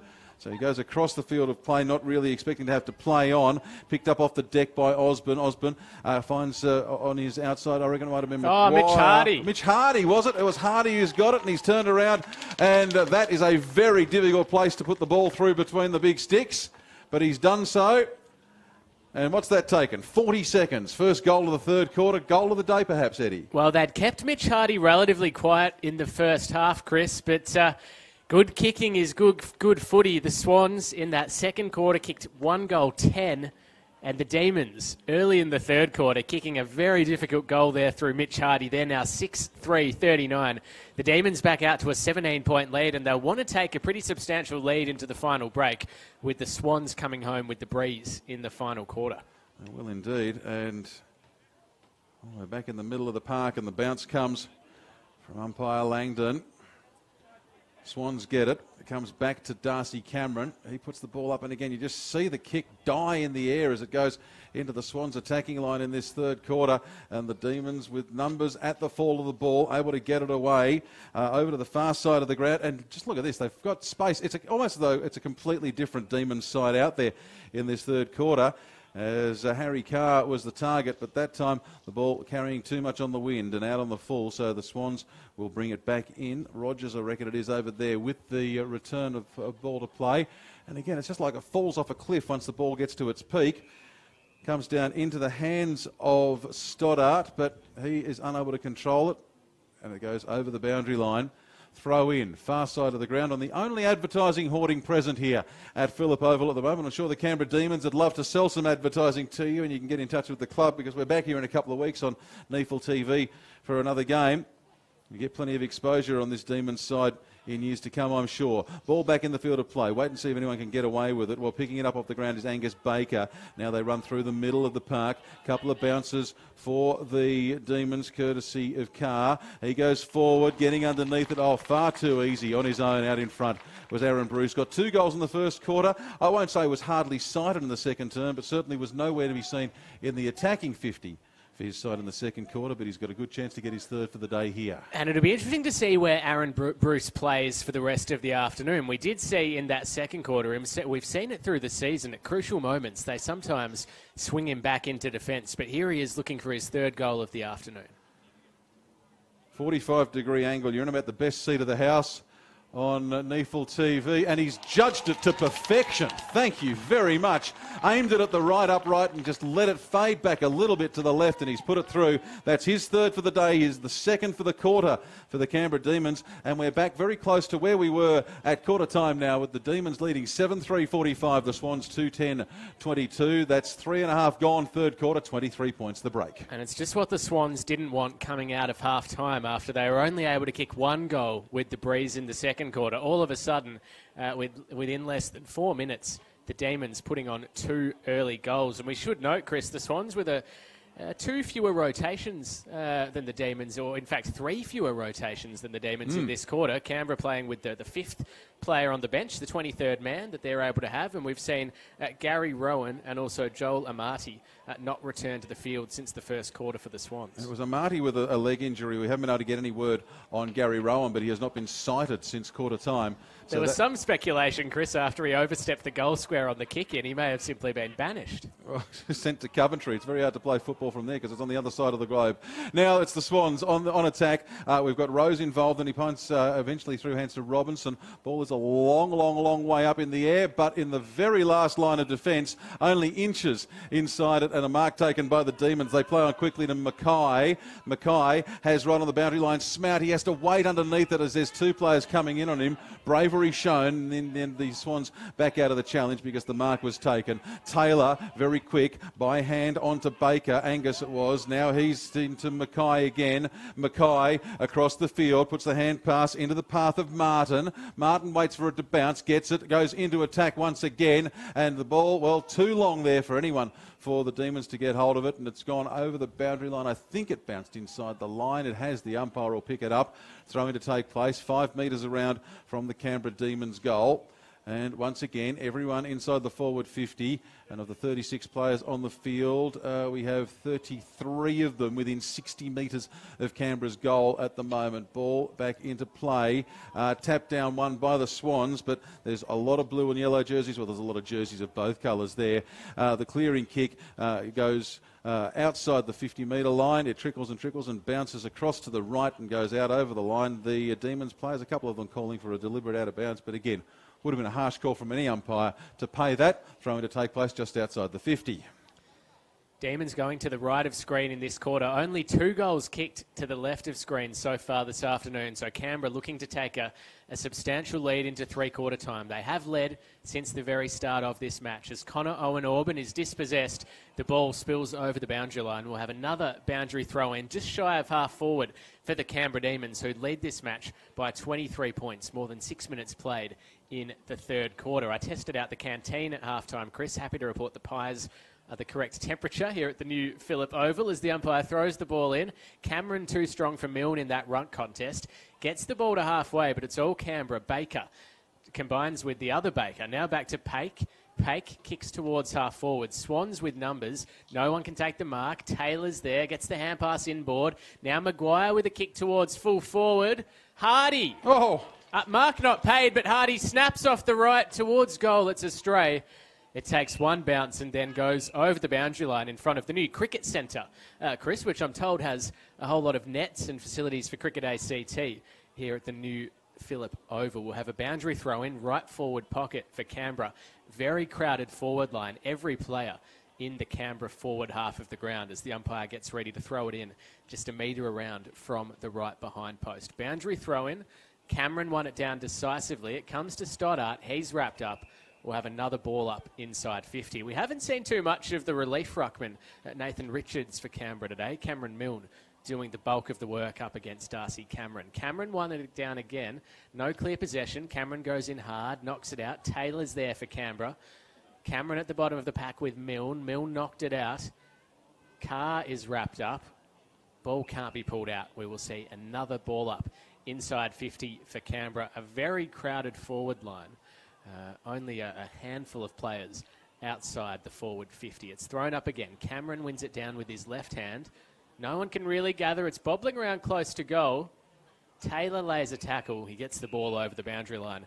We'll have another throw in there near that right behind post for the Demons. They've done all the attacking in this third quarter. They are kicking with a relatively strong breeze, although perhaps it has died down just a little bit. We're not getting that howling sound into our commentary box in this third quarter. Fulford's chasing the footy. He can't get there. Osborne knocked it out. Ball is on the deck. There's a Swans player at the bottom of the pack, and the umpire will come in and throw it up again. So the Demons locking the ball inside 50. 8 minutes played in this third quarter. It's Canberra by 23 points. Wind has actually dropped away a little bit. It was averaging about 25 or 30 kilometres an hour earlier this afternoon. Now it's down to about 17 and gusting up to 28. So not as much wind around, but still plenty of it here at the Phillip Oval as the ball. It's bouncing around just outside the 50-metre, forward 50-metre line for the Canberra Demons. Taylor comes in as the last man in over the top on the tackle. In the pack also in there, I reckon there might have been Osborne. Last man to stand up is Angus Stiles from the Swans, but the ball up will take place right on 50, directly in front of the goals, directly between both sets of goals, if you like. Milne gets the best tap of it, but again, the Swans have sharked it well, but we get a call of illegal disposal, and the umpires have given the free to Smout. Who's he got up forward? Well, he goes and works it out into the pocket. Chasing underneath it is Richards. Richards tries to tap it to his own advantage. He's been taken a little bit high, says the umpire. So Richards, now he could have a shot from here. I don't think he's in the best of positions for it, but we did see a miracle goal from Hardy in this part of the ground earlier this afternoon. In fact, it was only about, 7 or 8 minutes ago. So we'll wait and see what can be done by Nathan Richards here. Needs to kick it out in front of the goal and let the wind push it across. That's not a bad looking kick, but it goes across the face of goals, off the hands of the pack, and goes through for a behind. Canberra Demons move on to 7-4-46. The Swans 10-22. And can I say, by the way, a big thumbs up to the scoreboard attendance here this afternoon at the new Phillip Oval. They've been very, very quick off the mark. Every score going up lightning fast as Riley Stoddart for the Swans has the ball and goes for a run centre wing grandstand side. Stoddart goes inside 50. It's knocked away from the intended target in Stewart, but still the Swans pressing forward. Here goes Robinson with the kick towards goal, and he's put it through. Just the third goal to the northern end of the afternoon. A desperately needed one from the Sydney Swans. It was set up by Stoddart, who worked his way into some space on the wing, got it moving forward quickly, and Robinson gets on the end of one. A simple shot on goal there for the Swans. They're 3-10-28. The Demons 7-4-46. Well, the Swans have gone 1 goal per quarter now, with 1 in the first, 1 goal 10 in the second, and 1 goal in the third. For the Demons, it was 4 goals in the first, 1 goal in the second, and 2 goals in the third. But the margin at the moment, what have we got? 46 minus 28, that would be 18, wouldn't it, Eddie? It would, and we haven't seen many simple shots from close to goal for the Swans. They've had a lot of shots from that 40 to 50 metre range, whereas the Demons have been able to create some opportunities closer to goal. And in that situation there, we saw Dan Robinson. He was never going to miss from 20 out directly in front. We're back in the middle. Smout lays a tackle. He started to step up a little bit in this third quarter. Former Frankston player in the VFL, joining the Demons this season. Umpire throws it up again. 1 down by Cameron. Swans playing with a bit of momentum now. They go inside 50 again after Canberra had locked the ball forward early. Good and grab. The Swans will get another shot on goal through Joel Reinhard, who's marked 45 out. Slide angle. Maybe a tough shot against the breeze, Chris. Will be a tough one, but he's backing himself for it here. You mentioned the tackling before. Probably quick check of the champion data stats. Taylor with 6, the leading tackler for the Demons, and Fox with 6, the leading tackler for the Swans. Reinhard off the right foot from outside 50. He's sprayed that out towards the right forward pocket. Still an opportunity for the Swans with a right foot snap towards goal, but it hit the right behind post. And so it's out of bounds on the full. Canberra Demons free kick in the last line of defence. They hold an 18-point lead, more than 12 minutes gone in this third quarter, and it's Tom Highmore who was the leading disposal winner for the Demons in the first half. He'll take the free in the back pocket. Goes long off the right foot beyond the 50-metre arc, but straight into the hands of Darcy Cameron, who's really dominated in ruck this afternoon for Sydney.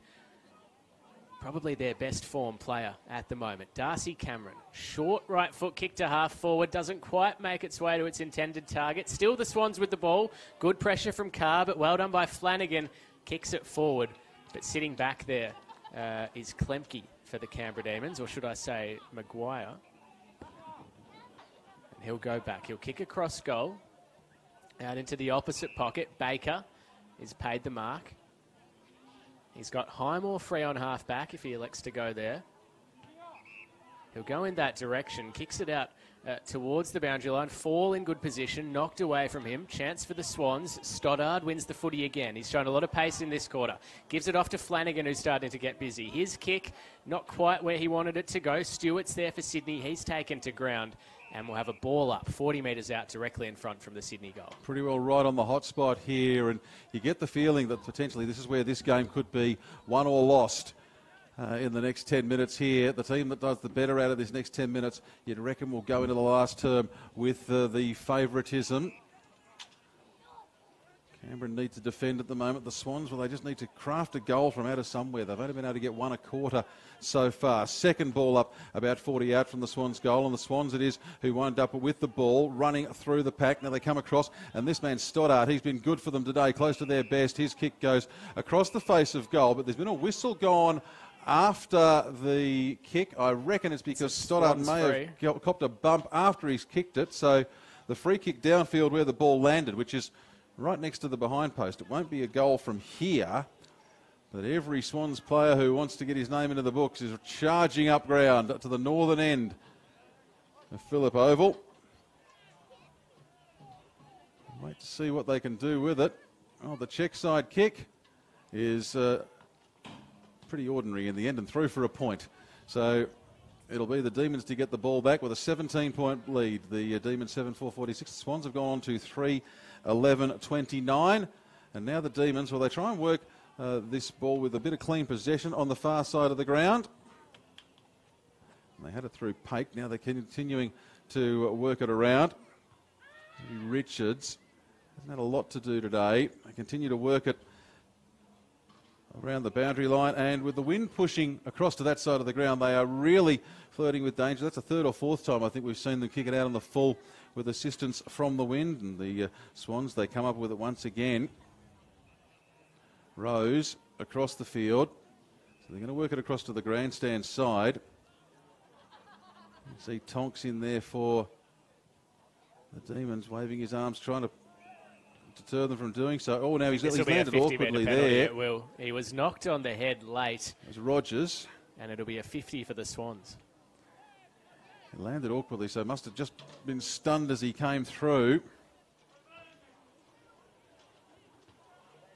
You've got to wonder what kind of a lead would be safe at three-quarter time, Eddie, and I don't think 3 goals will be enough, because you can't bank on the Swans kicking 1 goal 10 in the final term. No, and the Demons were very poor in the last quarter last week, Chris, although, as I say, the Swans down a few rotations this afternoon, but I would think Cade Klemke, Bet Goddard, the team would be hoping for, well, probably a 5-goal lead. Well, the pack flies, and quite literally the pack. There were 3 or 4 players who flew there. No one able to do much with it, and Klemke eventually hand passes to, well, his own advantage. The Swans, couple of Swans players asking for deliberate out of bounds. I think Klemke was actually trying to get onto it himself, but put it a little bit too far. It will be a throw-in. At 40 around from the Swans goal here. This game, maybe we're just in the calm before the storm. We might be in for a real ring-a-ding last quarter here. Ball comes back into the field of play. Long boundary throw, judged well by Darcy Cameron. But again, it's the Demons who do the best of it and then almost make a hash of it. We'll wait and see who gets the possession, and it winds up being the Swans. It's through Veeris. Veeris one's on his inside Rogers. Rogers then on to O'Riordan. O'Riordan to Rose. Rose puts the ball to the corner of the square, and it's back into the Demons' hands through Baker. It'll be Jack Baker. And again, no real advantage to anyone here. The ball just going up and down in the same 10 or 15 metres of the paddock as we've seen on a number of times this afternoon, as it's held once again to the chest of a Swans player, and umpire Nick McGuinness comes in and says, well, let's see if I can ball it up and try and break up some of this congestion. Ball goes up, not far from the centre circle. Kick through into the middle of the park, where it's picked up by McKellar. McKellar putting the Swans into attack once again. Klemke, I reckon, has taken a high bump there. He has. He's gone to ground and will probably wind up with a free kick here. Showing a bit of coverage, Cade Klemke to pick up the ball, and he'll try and turn his side into attack from their own 50. Cade Klemke, the playing coach, when he's not playing and coaching footy, he's a pastor. He runs a church out at Queanbeyan. Just goes with the short kick to Baker, who has it off half-back. He's got Smout short, elects to go further than that, out in the Martin direction. Fall and Milne are there. Milne can't take the mark. Sydney now with an opportunity to go through Reinhard. He handballed towards Cameron, but bursting through his Fall. Fall gives it to Martin. Martin's kick inside 50 is out to the long lead of Harry Carr, and he'll go back from 50 metres out directly in front to try and kick the Canberra Demons' third goal of this third quarter. It's been one of the trademarks of the Canberra Demons this year. When they've won games, they've won it with many, many goal kickers, and this afternoon they've already got 5. That kick is away to the left from Carr, so the Demons tick over to 7-5-47. The Swans 3-11-29. And the Swans, they bring it back in quickly. That's Connor Flanagan. Works it over to that far side of the ground, and it's with Rogers now. Takes the mark near the junction of the 50 and the boundary line. Short ball, bounces, picked up off the ground by Flanagan, who does so without breaking stride. Great tackle laid by Klemke, so that bump that he took a few moments ago having no ill effects. He's got the ball forward to Aaron Bruce. Bruce finally finding support from a teammate, and they're going from about 40 out towards in there. It was Hardy. Hardy flew, couldn't take the ball. Swans trying to come away with it through O'Riordan. He's been busy this afternoon. Now waiting for it upfield. They've got Stoddart. It's not Stoddart, it'll be Robinson, the other man who's there. He gets it. So the Swans, well, they're looking to go quickly, but gee, that was a dangerous ball. Well taken by Wicks. Wicks, he's passed it very quickly to Fox. Fox now across the middle of the ground has Styles. Styles goes by foot to just outside the 50. He's got a teammate way over there. Couldn't pick who it was. They sent it further infield to, is that Wicks who's run up again? It is Wicks. Had a couple of shots in the last quarter. Only converted one of them into a goal. This one would be considerably harder than any of those. They were similar distances, albeit not quite as much of an angle, and this time kicking into the breeze. But he did well there, Wicks. He was involved in the middle of the ground and now earns this shot on goal. Kicking just across the breeze. Looks like it's going to curve away from the goals. It's curved away from the goals a considerable margin, in fact, and goes out on the full. Scoreline remains an 18-point equation in favour of the Canberra Demons at the moment as they make a change. Carr comes off, and coming on is Richards. Richards will have a long way to go to get involved in the ball, in the play, because it goes to the far side of the ground. Fall was the man they were targeting there, the Demons, but again, they can't maintain possession, and they turn around via the Swans. I reckon that might be Stewart who had it, but again, we see the ball out of bounds, adjacent to the Swans' goals. I tell you, if the Swans had been able to kick just a little bit more accurately today, they'd be well and truly in front in this one. The Demons, well, sometimes better to be lucky than good, and the Demons have been plenty lucky so far today. And the Swans really dominating possession in the last 5 or so minutes, Chris. They haven't been able to make it pay on the scoreboard just yet, but this time they might be able to do that as the long bomb comes courtesy of, was it O'Riordan who put that towards goal? It was, but again, unable to make it a goal. Just a point, so the Swans remain with 1 goal in each quarter, 3-12-30. The Demons, 7-5-47. So what's that? 15 scoring shots to 12, and the side with 12 scoring shots is leading, and that was a brave mark, a good mark by Powell for the Demons. He's been fairly quiet of late, being told to play on now. Looks to put the ball into space. Oh, that's some very, very good play. Turning almost nothing into something decent was Osborne. Puts the ball a long one up inside the forward 50. But there's nobody home for the Demons. Fulford was the eventual target, but he couldn't get there. Swans rebound. They go through Robinson.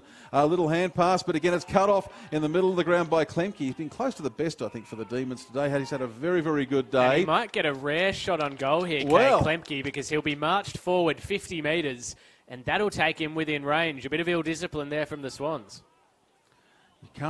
You can't afford to give those away in a And low-scoring game. They have today. A little bit of yeah. discipline from both teams. Not the kind of game I think we've been expecting from a second versus fourth clash in the NEAFL this afternoon. Hasn't really reached any heights in terms of a free-flowing affair. Much more of an arm wrestle. And for Cade Klemke, he's kicking from 45 out directly in front. It's a little bit to the left, but not far enough for the umpire to move outside the big sticks. Umpire, that would be Kim Schultz at that end, fires both guns, and Cade Klemke gets his first goal for this afternoon, the 8th of the day for the Demons, 8-5-53. The Swans 3-12-30. Goal umpires today, by the way, I haven't mentioned them, Kim Schultz and Matthew Norton. He wouldn't have had many shots on goal this season, Cade Klemke, playing in defence, but he made it look like he's certainly been having a lot of practice, put that straight over the goal umpire's hat, and he earned the goal by taking that nice mark in the middle of the ground.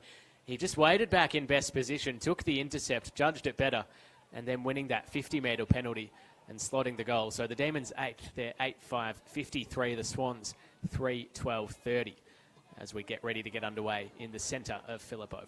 8 goals courtesy of 6 different players for the Canberra Demons this afternoon. The Swans 3 goals from 3 different players. Yeah, they don't have a focal point, the Canberra Demons, and that's been one of the question marks over them this season, but they just managed to keep finding a very even spread of goal kickers. The Swans win the clearance here. Kick out towards Bell. Getting there first for Sydney was his teammate in Stern. Knocked it towards Bell, put Bell under a bit of pressure. Highmore's at the bottom of the pack for Canberra. The umpire's going to come in and throw the ball up just near the Canberra Demons interchange bench between wing and half forward for Sydney. They have dominated possession the past 5 to 10 minutes, but the Demons able to get that goal there against the flow. Milne and Cameron in ruck. Cameron won it down decisively to Fox, who's been good. Fox towards full forward. The kick is astray. Baker and Baker teaming up, the Baker boys. That's Jack fabulous. Baker. I may have thought of that before the match. The ball is taken over the boundary line. We'll have a throw-in next to the left behind post for the Swans, Chris. All my best spontaneous lines have been well rehearsed in advance. Ball comes back into the field of play. The Swans in attack. They really would like to get a goal here. But picking it up off the ground is Smout for the Demons, and he just clears it. It says, let's get out of dodge. Puts it in the path of Mackay. Mackay can't control the pill. Instead, it's taken by the Swans through Styles. Styles' kick only goes as far as Jack Baker. He's looking up the field, up the line. That's the third time, at least this quarter, that the Demons have decided to work it along the boundary line on the Yarralumla Creek side of Phillip Oval. And again, the wind has pushed it out over the boundary line. I wonder why. I really do wonder why the appeal of playing on that far side of the ground on a day like today where the wind is pushing the ball across, but it's where both sides have played the majority of the game this afternoon as we see the ball in dispute just inside the boundary line approaching half forward for the Sydney Swans.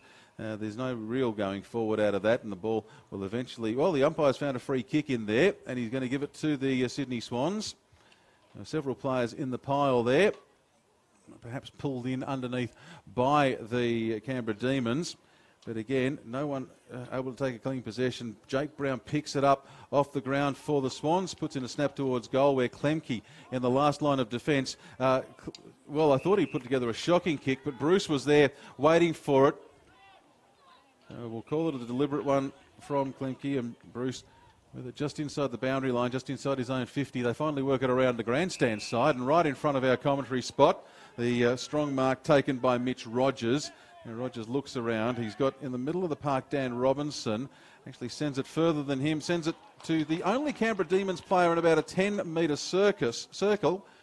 And now the Demons, if they're smart, they can set for attack. Harry Carr puts the ball inside their forward 50. Who's he kicked it to? Well, the target may have been... was it Angus Baker or was it Mitch Hardy down there? Yeah, Hardy and Richards. So he had Hardy, he had Richards, and in the end he's missed all of them, and it's gone... that's profligate. That's the word. That is profligate. That is wasteful. That has gone over the boundary line, and it really should have been a better opportunity for Canberra, but they might yet score.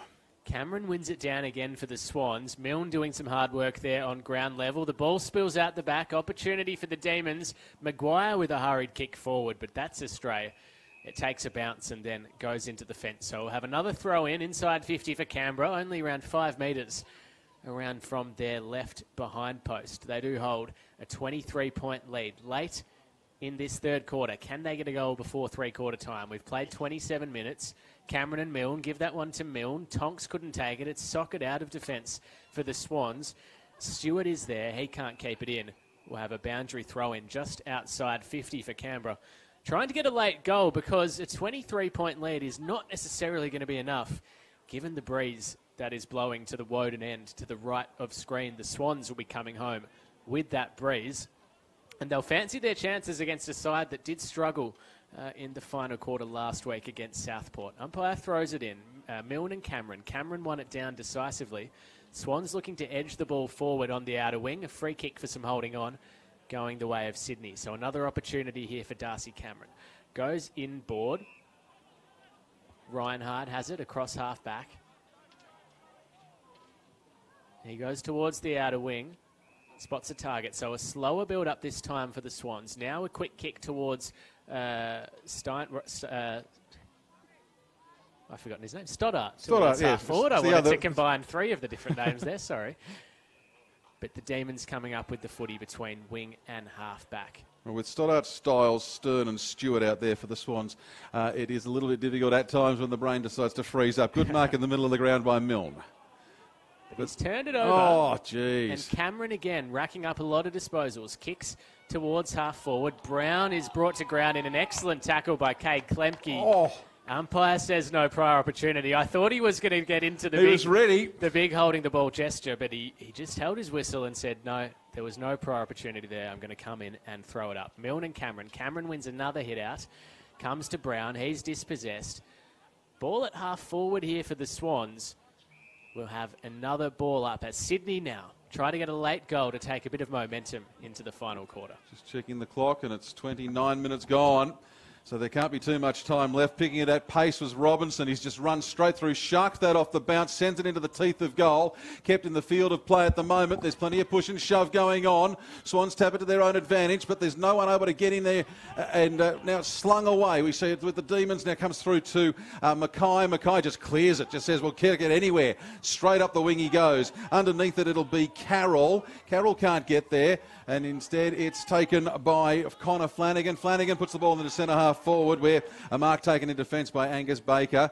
Baker goes across to the other side of the ground with Martin. Martin with a run. Hand pass just as he goes towards ground. This is good play from the Demons. Finding Bruce, the captain, puts the ball up to the true full forward position. But again, it's the Swans with the better of it. An interesting contest here this afternoon in that part of the ground. And now it's with Carroll. He was on this wing a moment ago, now over the far side of the ground getting involved. But for the Demons, picking it up there, that was House, and House looking to do something with it. Runs out of time, and we wind up at the final break. Well, I said intriguingly poised at half-time, and I think we are still in that position. It is a 23-point ball game. The Demons, 8-5-53. The Swans, 3-12-30. 3 goals we didn't think was going to be enough. 5 goals was probably going to be too far. We're a point short of 4 goals. I dare you to pick a winner at this stage, Eddie. If the Swans can kick accurately, Chris, I think they may come over the top of the Canberra Demons here. A low-scoring contest. I know the Swans have only kicked 3 goals up until three-quarter time and find themselves 4 goals in arrears. But if they can get their goal-kicking working in this final quarter, they are a red-hot chance of coming over the top. At three-quarter time, it's the Swans 3-12-30, trailing the Canberra Demons 8-5-53.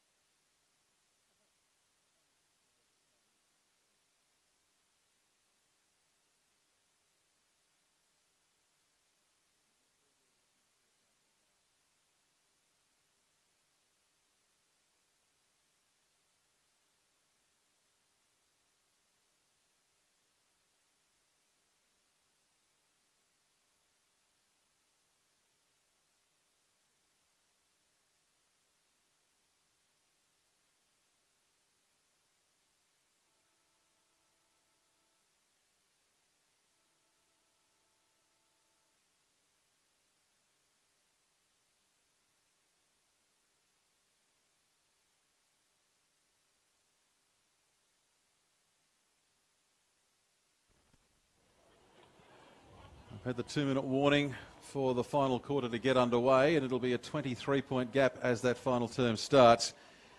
I just wonder, Eddie, if this game,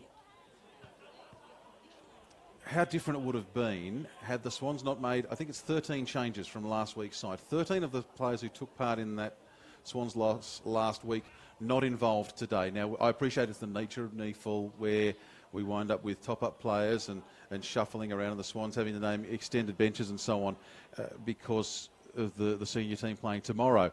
But to have 13 players who were there last week not there this week, it does make it difficult for combinations and so on to come together. And as the game goes on, perhaps favour the Swans more, and they'll have the win to help them out this term. Yeah, the Demons with only a couple of changes, and they've been a pretty settled lineup all throughout the season. But the game would be different, Chris, if the Swans hadn't have kicked 1 goal 10 in the second quarter.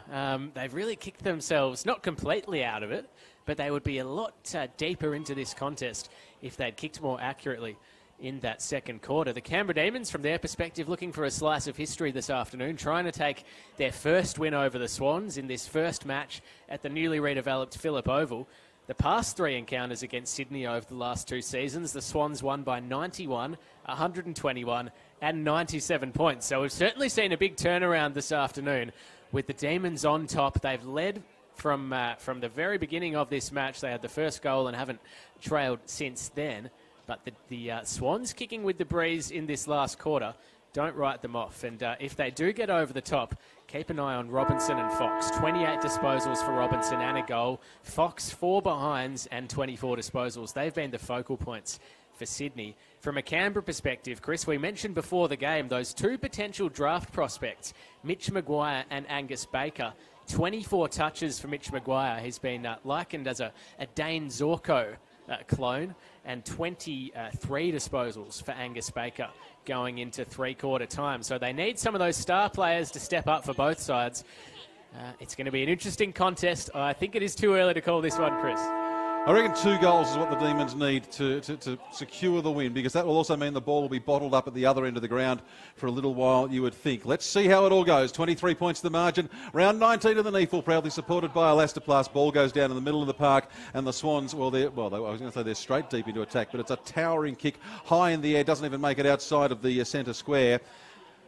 Pack in there. It was with the Demons player, reefed out of his hands by the Swans, and the umpire says, yeah, well, let's just have another go at this. So it'll be a ball up just inside the centre square, attacking end for the Sydney Swans, Woden end of the ground, if you like, here at Phillip. Jack Powell, clearing kick for the Demons, chasing into it is Fall. He's been one of the best for the Demons across the course of the season, shows a clean pair of heels, goes for 1 bounce. If he can get a second one in here, well, he doesn't decide to go for the second one. Instead, he puts it into the forward line, and a good, strong mark taken by Fulford. No, the umpire says he's pushed his opponent out.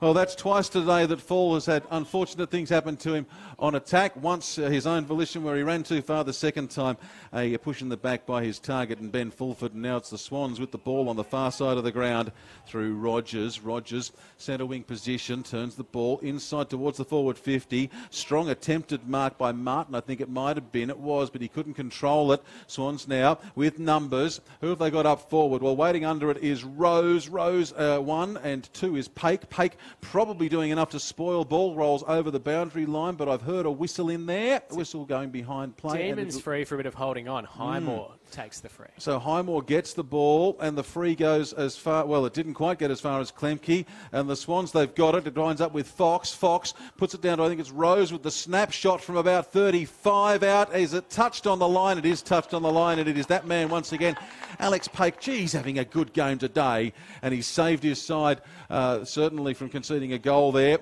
And hang on, where are we going? We've got the ball. It is on the far side of the ground now, and it is with the Demons. They're hurrying it up here to try and speed the ball around the other side of the ground, but they've only been able to go outside their own 50. And it is once again back with the Sydney Swans. And Kilpatrick calling for it inboard. Pake again, can't control it, bursting through the pack. I reckon that was Rose has put it into the path of Stern, is it? It is. It's Stern, and he's popped it through for a goal. His first of the afternoon, the fourth for the Swans, and that's just what the red and whites needed early in this final term. A simple goal, and how often do you see it, Chris, at any level of footy? Sides kicking the ball out of defence, going long, not with any real direction, and the ruckman sitting back and intercepting. That's what Darcy Cameron did. He's having another outstanding afternoon, and it was his mark there, the intercept, that allowed the Swans to go back inside 50. And Stern finishing off with a simple goal. That's the start the Swans wanted. That margin now at a very manageable 16 points with less than 3 minutes played in the final quarter.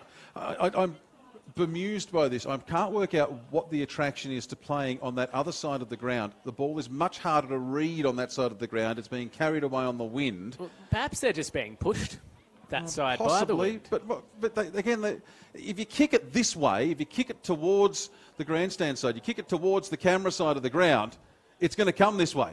If you kick it that way, it's going to go that way. And again, we're seeing it over that far side of the ground. I don't quite understand why. Umpire with the ball up just inside the attacking 50 for the Swans. You do normally see sides play the grandstand side of the ground when there is another side completely open, but that's not what's happening this afternoon as the Swans go forward again. Rose picks it up on the half volley, turns onto the right foot. It's across the face of goal. Bell can't keep it in play, and it's through for a minor score. So 4-13, 4-14-38, the Swans. They are coming hard early in this final quarter, back within 15 points as the Demons drive the ball out of defence. But again, exactly what happened last time the Demons tried to move it out. They've kicked it straight to Darcy Cameron. So the big ruckman with an opportunity to send the Swans deep into attack. Just sets it up to the hot spot, and sitting back, filling the hole there is Baker for Canberra. He'll just slow things down for a moment. Canberra had Baker and Paik over on this side. They were virtually unopposed on that restart and went round the other side of the ground again. They've got to avoid Cameron if they can. Again, they've kicked it in his direction. This time they've put it out of bounds on the full. So the Demons having a lot of trouble getting the ball out of defence early in this final quarter. Fortunately, there is one spectator over on that side of the ground able to pick up the ball and pass it to Darcy Cameron. So he's racking up plenty of kicks between wing and half forward in this final quarter. Gets around Milne on the mark. Cameron goes again to the hot spot. Paik was in front. No mark. It's kicked away from Rose. But again, the Swans able to mark through O'Riordan. And they're getting repeat entries early in this final quarter. O'Riordan's kick to a 2-on-1. No one could take the mark. Good pressure by the Canberra Demons defence. And we'll get a ball up 40 metres out directly in front from the Sydney Swans goal. They are within 15 points. They've trailed all afternoon, but they're coming home with a strong breeze, and we've only seen 3 goals kicked against the breeze at all this afternoon. Cameron with a quick kick forward, and Rose juggles the mark on the second grab, and he will go back from 30 out on a slight angle to cut the margin to 9 points. I don't quite know what to say here. The Demons, they look completely and utterly flustered at the moment. The Swans, they've worked out what they want to do. They're trying to go as direct as they can. And the Demons, well, they just seem directionless at the moment, and that's why the ball is now with James Rose. He's had a pretty good afternoon looking for his second goal. No trouble there. We're back to a 9-point ball game. The Swans are 5-14-44. They trail the Canberra Demons 8-5-53. 5 minutes played in this final quarter. First quarter in which the Swans have kicked multiple goals, and it's only taken them 5 minutes to do that. Like I said, I reckon that the Canberra side, well, they need a couple of goals. First things first, they need some possession. They've got to get the ball, and they've got to not give it up in silly ways. They've kicked it on a couple of occasions almost directly to Darcy Cameron, and there was another one that went straight to O'Riordan. They've had players in space that they have just not used. They've got to start looking at each other and looking for each other and playing as a team. Otherwise, they will lose this by 3 or 4 goals. They've played well so far, the Canberra defenders, particularly Paik and Highmore. They've just got to think their way out of trouble, because with that breeze, the ball's going to be inside attacking 50 for the Swans plenty in this final quarter. Here they go again with Stewart kicking it inside, but the playing coach, Klemke, does well to mark in defence. I mentioned earlier he's a pastor at Queanbeyan when he's not playing footy. He says he does find a few similarities between the two roles, and often uses things he learns at footy in the church and uses things at church in the footy. They've worked the ball to the wing now, the Canberra Demons. Martin goes inboard to Powell. Liked his season and his afternoon, Jack Powell. Adds a lot of pace to this Canberra Demons side. 1 goal for him this afternoon. Goes short. This is a better, more methodical, more well-thought-out build-up from the Canberra Demons. Well, kicking it to a teammate helps. Another short kick finds Carr. So they've got it between wing and half forward. Harry Carr. He'll look to send Canberra into attack. Just waits. Now goes to the hot spot. Couple of players down inside 50. But again, Darcy Cameron filling the hole and taking the intercept mark in front of Milne. He goes laterally to Connor Kilpatrick. He's been all right this afternoon. His kick is good, finds Cameron, slides in, takes the mark, plays on by hand quickly. That's Robinson. He goes inside 50. One-on-one contest. No mark. Perhaps could have been. Opportunity for Bell. He bursts out of the pack. Bell with the flying shot towards goal. He's put it through. And we're back to a 3-point ball game at Phillip Oval. The Swans are coming hard in the final quarter. They're 6-14-50. The Demons 8-5-53. Well, the Demons show that they can stop and look and play for each other. The Swans there just showing class from end to end. Both the Camerons involved in that play. Maybe a little bit of luck there on the ball that was a spilt mark that could have perhaps been called a push in the back but wasn't. Doesn't make one jot of difference in the end. The Sydney Swans now within 3 points, and this game very much on the line, and you would think, despite the scoreline still favouring the Demons, that it would be the Swans who are in the hot seat at the moment. And Darcy Cameron really stepping up in this last quarter. He's had 22 disposals this afternoon, 8 marks, and if you're a Dream Team fan, he is the leading Dream Team point winner so far with 136, which shows how dominant he has been in the ruck. Here he goes again, knocking the ball forward for Sydney. They've worked it towards half forward. Bell is taken to ground by Richards. And the umpire will come in and ball it up at the attacking edge of the centre square as the Swans just one goal away from taking the lead at Phillip Oval. Cameron with another hit out. Opportunity there for Brown to kick the ball forward. At the back of the pack, Canberra have the numbers.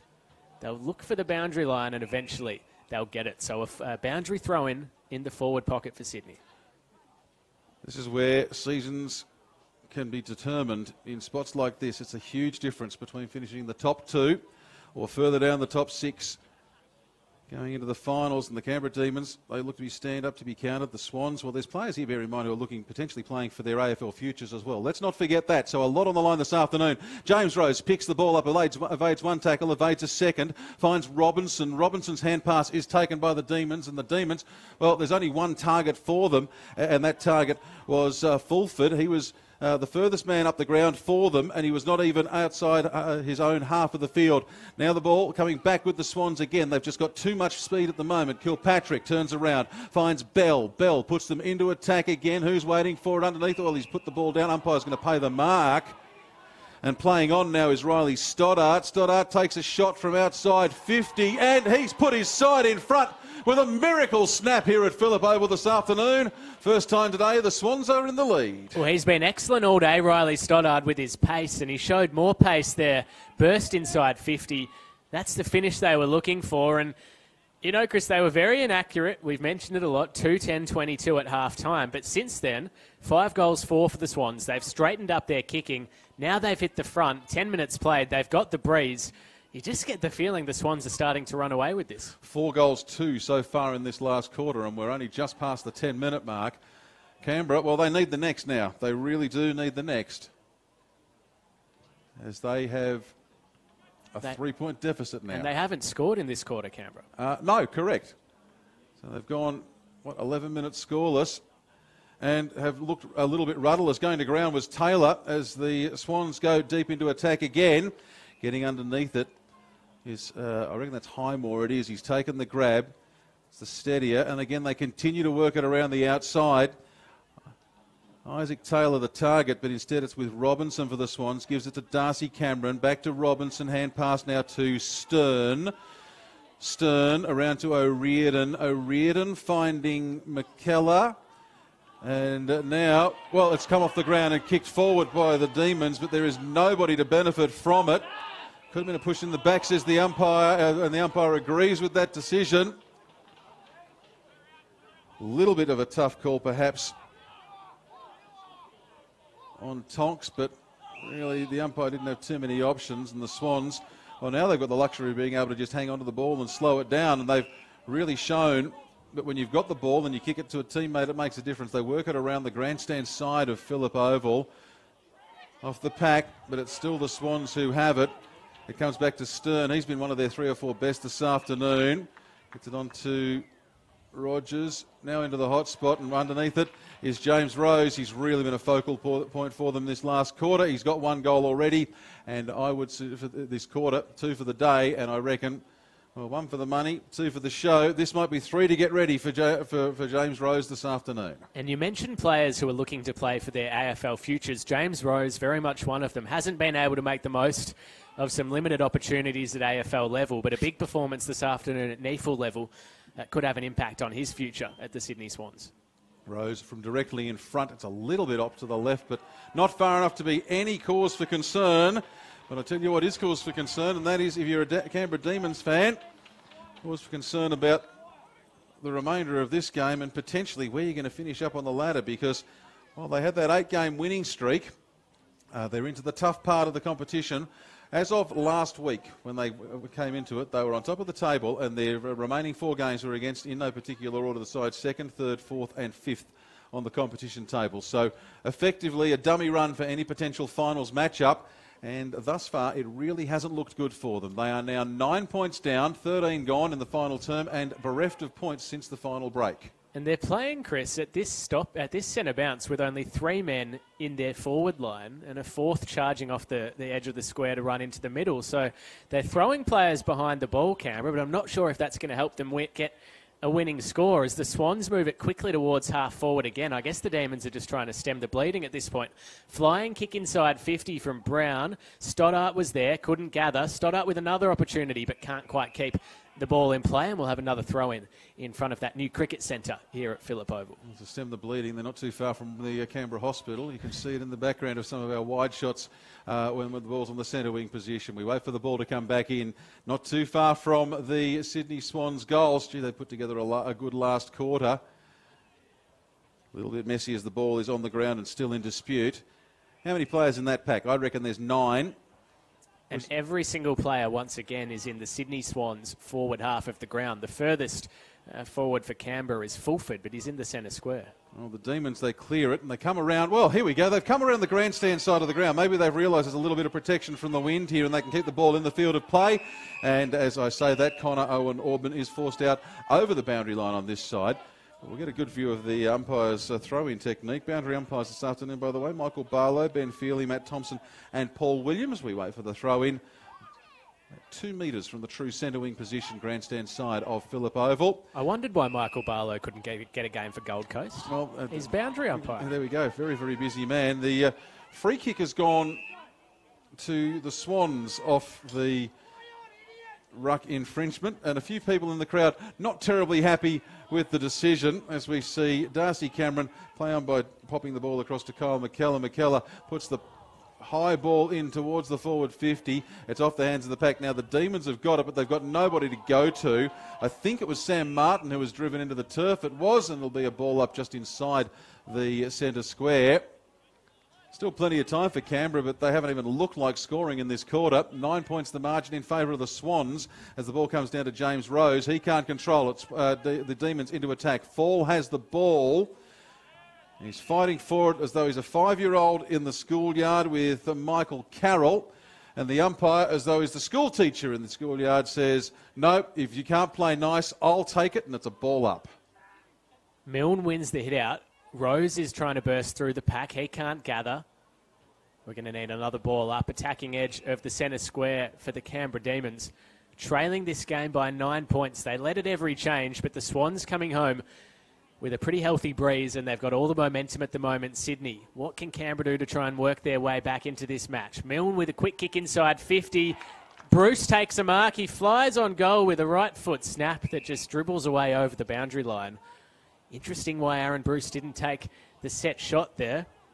But now a boundary throw-in, so a chance for Canberra to try and set something up from this stoppage. It'll be thrown in a metre around from the right behind post. Milne and Cameron. Cameron got way in front, won it down nicely to Bell. Bell with a quick kick outside 50. Demons players queuing up. No one can take the mark. The umpire will come in and ball it up again. A healthy crowd here at Phillip Oval this afternoon, sitting in front of our broadcast position on the grandstand wing and just starting to get a little restless as the Demons fall behind in this final quarter. Milne knocks it down, but it's worked forward for the Swans. Demons trying to make something off the wing here. The ball's bobbling around near the boundary line. Eventually it goes over the line and it'll be thrown in between wing and half forward for the Canberra Demons. So they've managed to slow down the Swans scoring over these past few minutes. But the Demons need to score at least 2 goals of their own to try and get back to the lead. Boundary throw-in. Milne and Cameron. Milne in front, but the throw-in was won down by Cameron. Hacked forward, but chopped off there by Highmore. Kicks along the boundary line and over the boundary line. So another one, Chris, going out on the full on that far side of the ground. We don't have stats on that. We don't have stats on the clangers, but I suspect that there would be a very high correlation between the two this afternoon. I don't like to say dumb football, but you know where I'm coming from here, don't you? And it's not a particularly, well, it's not a cigar-shaped ground like Cardinia Park, where you do see a lot of balls out on the full at Geelong, particularly when opposition sides play down there, because it is much narrower than the other grounds. This ground doesn't look to me, and I haven't taken my tape measure out, but it doesn't look much narrower than the average football oval. No, we can tell you it's about 151 from end to end. It's certainly good size from side to side. I've been looking at the centre square, and then, yeah, it'd be a good 130 across. It's a good size ground. We checked the satellite shots earlier this afternoon. It doesn't have any oddities about it. Anyway, let's get back to play as the ball comes back into the field of play. Taken by Brown. And there's plenty of red and whites around as the ball comes back into the forward 50. A little bit of a hand pass, secondary hand pass, and there's 3 in a row. That might have been a throw. Umpire says it's okay, we'll play on. But the ball is thrown, or run over the boundary line, I should say. And the Swans in no real hurry to do anything here. They've got the 9-point lead, and they know that Canberra are struggling to get the ball up the ground into the wind. So it'll be another throw in. Again, we're 5 around from the goals from the Sydney Swans. It's about the 5th or 6th time we've seen that this afternoon. Hacked off the ground by Osborne, but it's, again, cut short, as there have been many kicks by the Canberra Demons through the course of the afternoon. Hand pass from Carr. This looks a little bit better, and maybe they're going to hand pass it a la Carlton in the 1970 grand final. Tonks sends the ball forward. He's looking for Fall. Fall can't do anything. It's been put through by a teammate. Now, who's up at the forward line? It's Fulford on his own. Pushes his man out of the way. Now he's kicked it to his own advantage. He's got time here where he can pick it up, but who's he got to get it to? Well, he's got no one at the moment. Turns around to his left, just sends it. Goalward does Fulford, but it's going to be on the near side and through for a point. So the Demons, well, they've scored this quarter, which is something they hadn't looked like previously doing. 8-6-54. Swans 8-14-62. 20 minutes and 14 seconds gone. Can the Demons win this one, Eddie? Look, they can. Ben Fulford is a very good player, a very good goal sneak, great forward pressure. I just wonder why he's the deepest man forward. You wonder if they need a bit more height in that forward line when the ball is kicked in quickly, if perhaps it's time to rest Milne or Richards down forward. As the Demons win the ball between wing and half forward after the Swans kicked it out of bounds on the full. So they get another opportunity to go inside 50 here, Canberra. They need to score 2 goals in the final 10 minutes of this match to try and wrest back the lead, but they've coughed it up off half-back. Simple skill error as the ball goes to ground once again. And look at this, just the Swans, they'll run in numbers. They get it now to Robinson.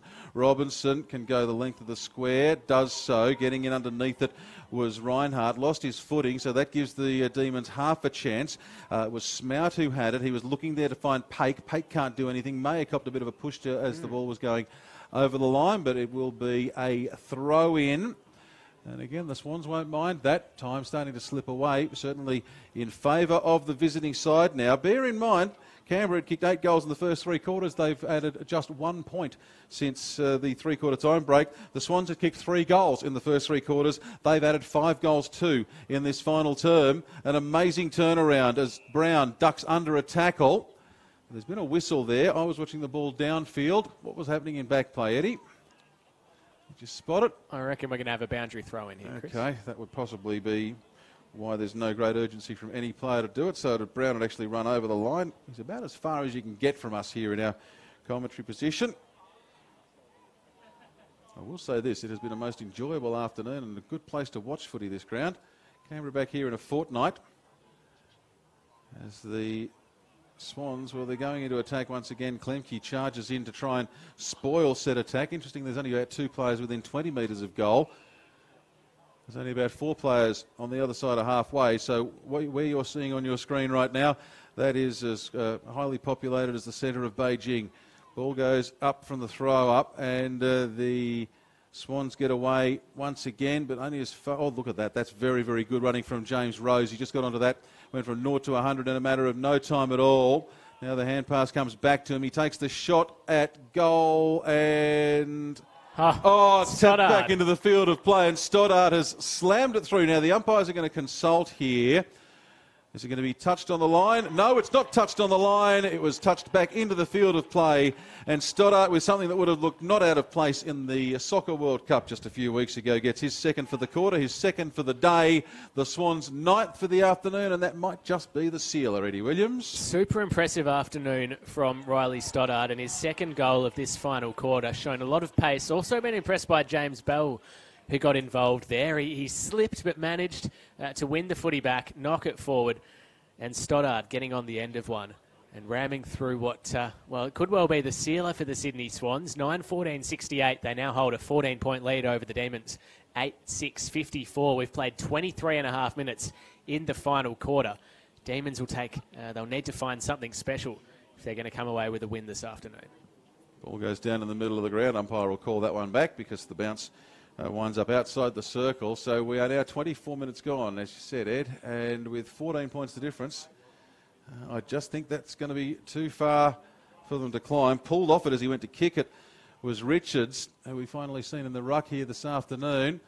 Eventually the ball, well, look at this. It's as though the Swans have got twice as many players out there as the Demons at the moment. They just look far too good. That man's been prolific in the last quarter, has Robinson, and again sets them up on attack. Off the pack, ball goes to ground, probably to the advantage of Sam Martin, still struggling to pick it up, finally gets it, taps it, tries to tap it anyway to his own advantage, but the boundary line wins in the race, and it is now 24 and a half gone, and it is going to be a throw-in half forward for the Sydney Swans. In front of, as you can see there, one of the light towers here at Phillip Oval. Ball back into play. Richards gets the better of the tap, but there's too many red and whites on the ground. Brown, hand passes backwards.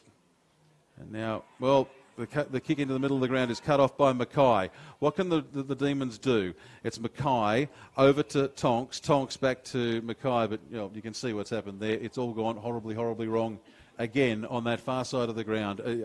I'm out of words for it, Eddie. I'm out of words. But that's what they need to do, the Demons. Just take the game on, run and carry from here. There's nothing to lose. They're 14 points down, probably only 5 minutes left.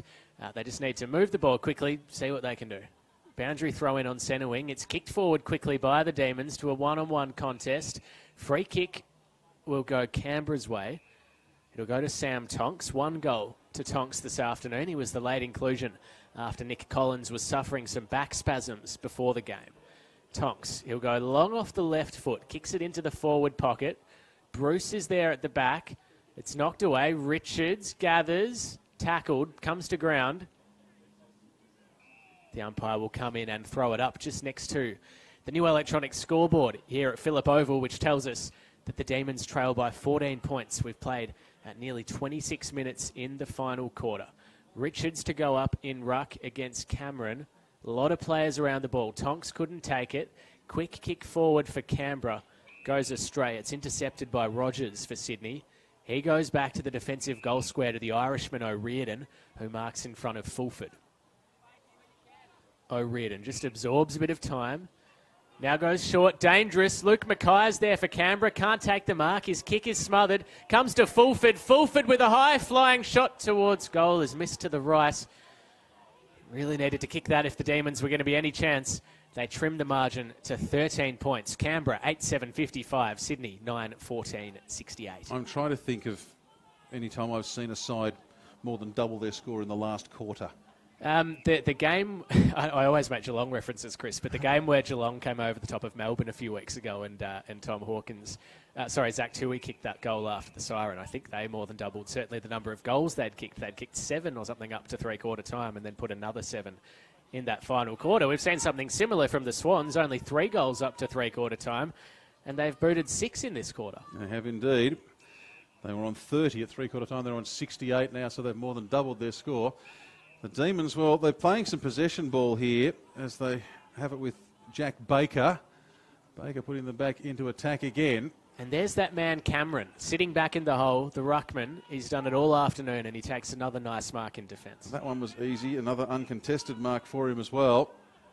And he can take his full allotment of time, does so, sends the ball back up on the far side of the ground. It's bouncing towards the boundary line. That should be a push in the back there for Mitch Hardy. But it may well be that he was already over the line. Just on Darcy Cameron's stats, Chris, last week he had 28 disposals and 2 goals against the Lions. I reckon he's been even better this week. 29 disposals, 8 marks, 169 Dream Team points for the big Sydney Swans ruckman. That is some serious numbers as well. The Demons, they're trying to go into attack, but now they've just got nobody up forward. They had Fall up there. I thought he might have been impeded on as well, Fall. But there were three other Swans jerseys in his way, so 3-on-1 is really never going to work out well for the Swans. They finally, look at that, how quickly they get the ball upfield. But here's the problem. We've got so many numbers in the middle of the ground. There are turnovers happening left and right. We wait for the ball to come back towards Maguire. He gets it, turns around, puts his side inside the forward 50. Was aiming for Tonks, but they couldn't control it, and the ball does go over the boundary line. It'll be a throw-in, but I think this one, well, it will really go down as the one that got away from the Canberra Demons this afternoon. Time now, well, getting up towards the 30-minute mark. The ball back in, forward 50 for the Demons. And we're getting back to the scrappy stuff again as the ball lies on the carpet, and the umpire will come in for yet another throw. More than 29 minutes played in this final quarter. The Swans up by 13 points as the umpire throws it up. Cameron knocks it down. Soccred forward for Canberra. Falls there, but he can't get to the ball. We'll have another ball up right on the 50-metre arc for the Canberra Demons as they try and get a late score to cut the margin in this match. Currently trailing by 13 points. They led at three-quarter time, Canberra, by 23. They led by 11 at the half. They led by 21 back at quarter time after kicking 4 goals to 1 to start the match. But the Swans, coming home with this breeze, have come right over the top of the Canberra Demons with 6 goals to none so far in this quarter. Umpire throws it up again. Neither ruckman really got to it. The ball's just bobbling around at half forward for Canberra. Umpire lets play go, calls play on. Fall gets a hand pass forwards. He hasn't got any teammates there in the pocket, and the Swans should be able to clear through Fox, who's had a busy afternoon. His kick's good, spots up a teammate there at the defensive edge of the centre square, and they'll just slow things down now, the Sydney Swans. Runners are out on the ground. They know there's not much time left in this match. Stewart kicks out towards the boundary line, but he's turned it over, so another opportunity for Canberra. Baker gives the hand pass backwards. Now it comes to Osborne in the corridor. Osborne hands it to Taylor. Taylor gives it to a teammate running past who goes towards Bruce. Bruce can't take the mark. Swans player in defence tries to claim it, and he's awarded the footy. So Sydney, they clear it out of defence with a kick towards Robinson. Robinson can't drag it in one-handed. He's met by Vardaniga and Fulford. Crowd pleading for holding the ball. Umpire doesn't say anything. Now a free kick for some holding on, so it will be a Canberra free in front of their interchange bench as Mitch Hardy takes the footy, goes back behind the mark. Looking to wheel onto the right boot here, Mitch Hardy. Just goes long towards full forward. Falls there, can't take the mark. Swans with numbers at the back of the pack. Quick kick out towards Robinson, who gathers. Now gives the hand pass back. They're working in a phone box, the Swans, and they've turned it over. Vardaniga goes inside 50, but his kick is a turnover as well. And Flanagan marks in defence. Structure really does seem to have gone out the window for the Canberra side in this last quarter. Sydney have played a very precision-oriented game, and it's just completely thrown the Canberra side, and it has reaped rewards for the visitors as they once again look to get it into attack, but a ball in dispute right on the centre wing position. And the Swans have done pretty well to defend the corridor in this quarter, Chris. They haven't let Canberra run the ball straight up the middle of the ground. Jack Powell for the Demons puts them into attack. But again, Nobody at home for it. It finally gets to Fall. Fall looking for Maguire. Maguire snapping the ball into the forward 50. The Swans, with the luxury of being able to drop a man back now, have been able to do that, do again the job of stopping the Swans. You know what's reminiscent of? Think back to the days when Ricky Ponting was the captain of the Australian cricket team. There were times when, if Plan A doesn't work, we'll just try the same thing, and we'll try the same thing, and we'll try the same thing. Meanwhile, the other side's running up massive totals. It's sort of been the same thing here from Canberra. The reluctance to try something different until it was too late has, I think, proven very, very nasty for them as the siren sounds, and a truly remarkable comeback victory. Let's not forget that. For the Swans, they were playing for the chance to keep their top two dreams alive, and they have done precisely that by winning this one by 13 points after being, 23 points down at three-quarter time, 9-14-68 to 8-7-55.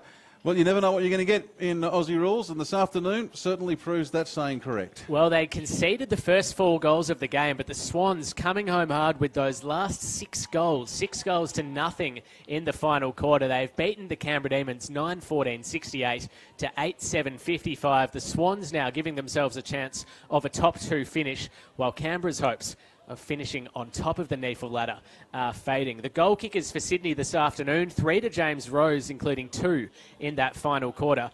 Dan Robinson with 1 goal, James Bell with a goal. Riley Stoddart kicked 2 goals in that final quarter. Also singles to Sam Wicks and Josh Stern. For the Canberra Demons, Aaron Bruce booted 3 goals. Cade Klemke, with the help of a 50-metre penalty, kicked a rare goal. A goal also to Jack Powell, Mitch Hardy, Ben Fulford and Sam Tonks. The final scoreline, Chris, sees the Sydney Swans beating the Canberra Demons by 13 points. Taking a look at this one, it's a really odd game to look back at in retrospect. Some of the best players on ground for the prolonged periods of that game will be the Canberra Demons players. Certainly early on, certainly that first half, Maguire, Klemke, were really on top. But I think particularly they were able to limit Klemke's influence out of defence later in the game. Highmore and Paik played pretty well in defence, but again went a little quiet in that final quarter when the game was on the line. And perhaps this one not as odd as it looks. Given Sydney kicked so inaccurately in that second quarter, they were probably playing better than we felt they were. They just hadn't gotten the score on the board. And then in that last quarter, much more accurate kicking, 6 goals, 2, getting them over the line. No, indeed. Some of the key stats from the day, and let's go to the victors first. In terms of disposals, Robinson got past 40, 42 disposals for the day, 20 by foot, 22 by hand, 131 Dream Team points. That's a pretty decent day. Rose shot up the board in the last quarter, 23 kicks for the day. He got 2 goals in that final term. 3 for the day, 32 disposals in total. O'Riordan had 31, 19 of those were kicks and 12 hand passes. 8 marks for him today. And Cameron, 9 marks, 30 disposals, 20 kicks, 184 Dream Team points, which I think is streets ahead of anyone else out there this afternoon. It was the second best on the ground was Robinson with his 131. For Maguire, well, it was 29 kicks 29 disposals, I should say, for this afternoon, 20 kicks making up that tally. Baker, 25, 15 and 10. Highmore, it was 23, 13 and 10. For Martin, 22 disposals. Taylor, 21. Klemke, 20. So Canberra, as always, with plenty of players getting plenty of possessions, but a lot of them really coming to naught in the last quarter where they wasted a lot of that football. Next weekend, Chris, the Swans take on the Giants in the Sydney Derby. I'll be travelling up to Blacktown to see the Canberra Demons take on Sydney Uni, and you and I will be back here in a fortnight's time at Phillip Oval when the Demons host Aspley in the final home and away round of the NEAFL season. Well, it's all top 6 action. There's plenty of it still to come. It's been a pleasure to see some footy back here at Phillip Oval, and the crowd giving the Canberra Demons a round of applause on the way off. There'll be plenty of disappointment. There's plenty of good stuff there for the Canberra Demons, but it's just the finish. It's just the finish. They've got the foundations, they've got the next layer, but it's just getting that last little bit to wrap this game, to wrap up a game, and they've still got time to work on it, and they're still going to be there come finals time, but they just need to do. Well, it's like plenty of my school report cards, really, Eddie. Need to do just a little bit better.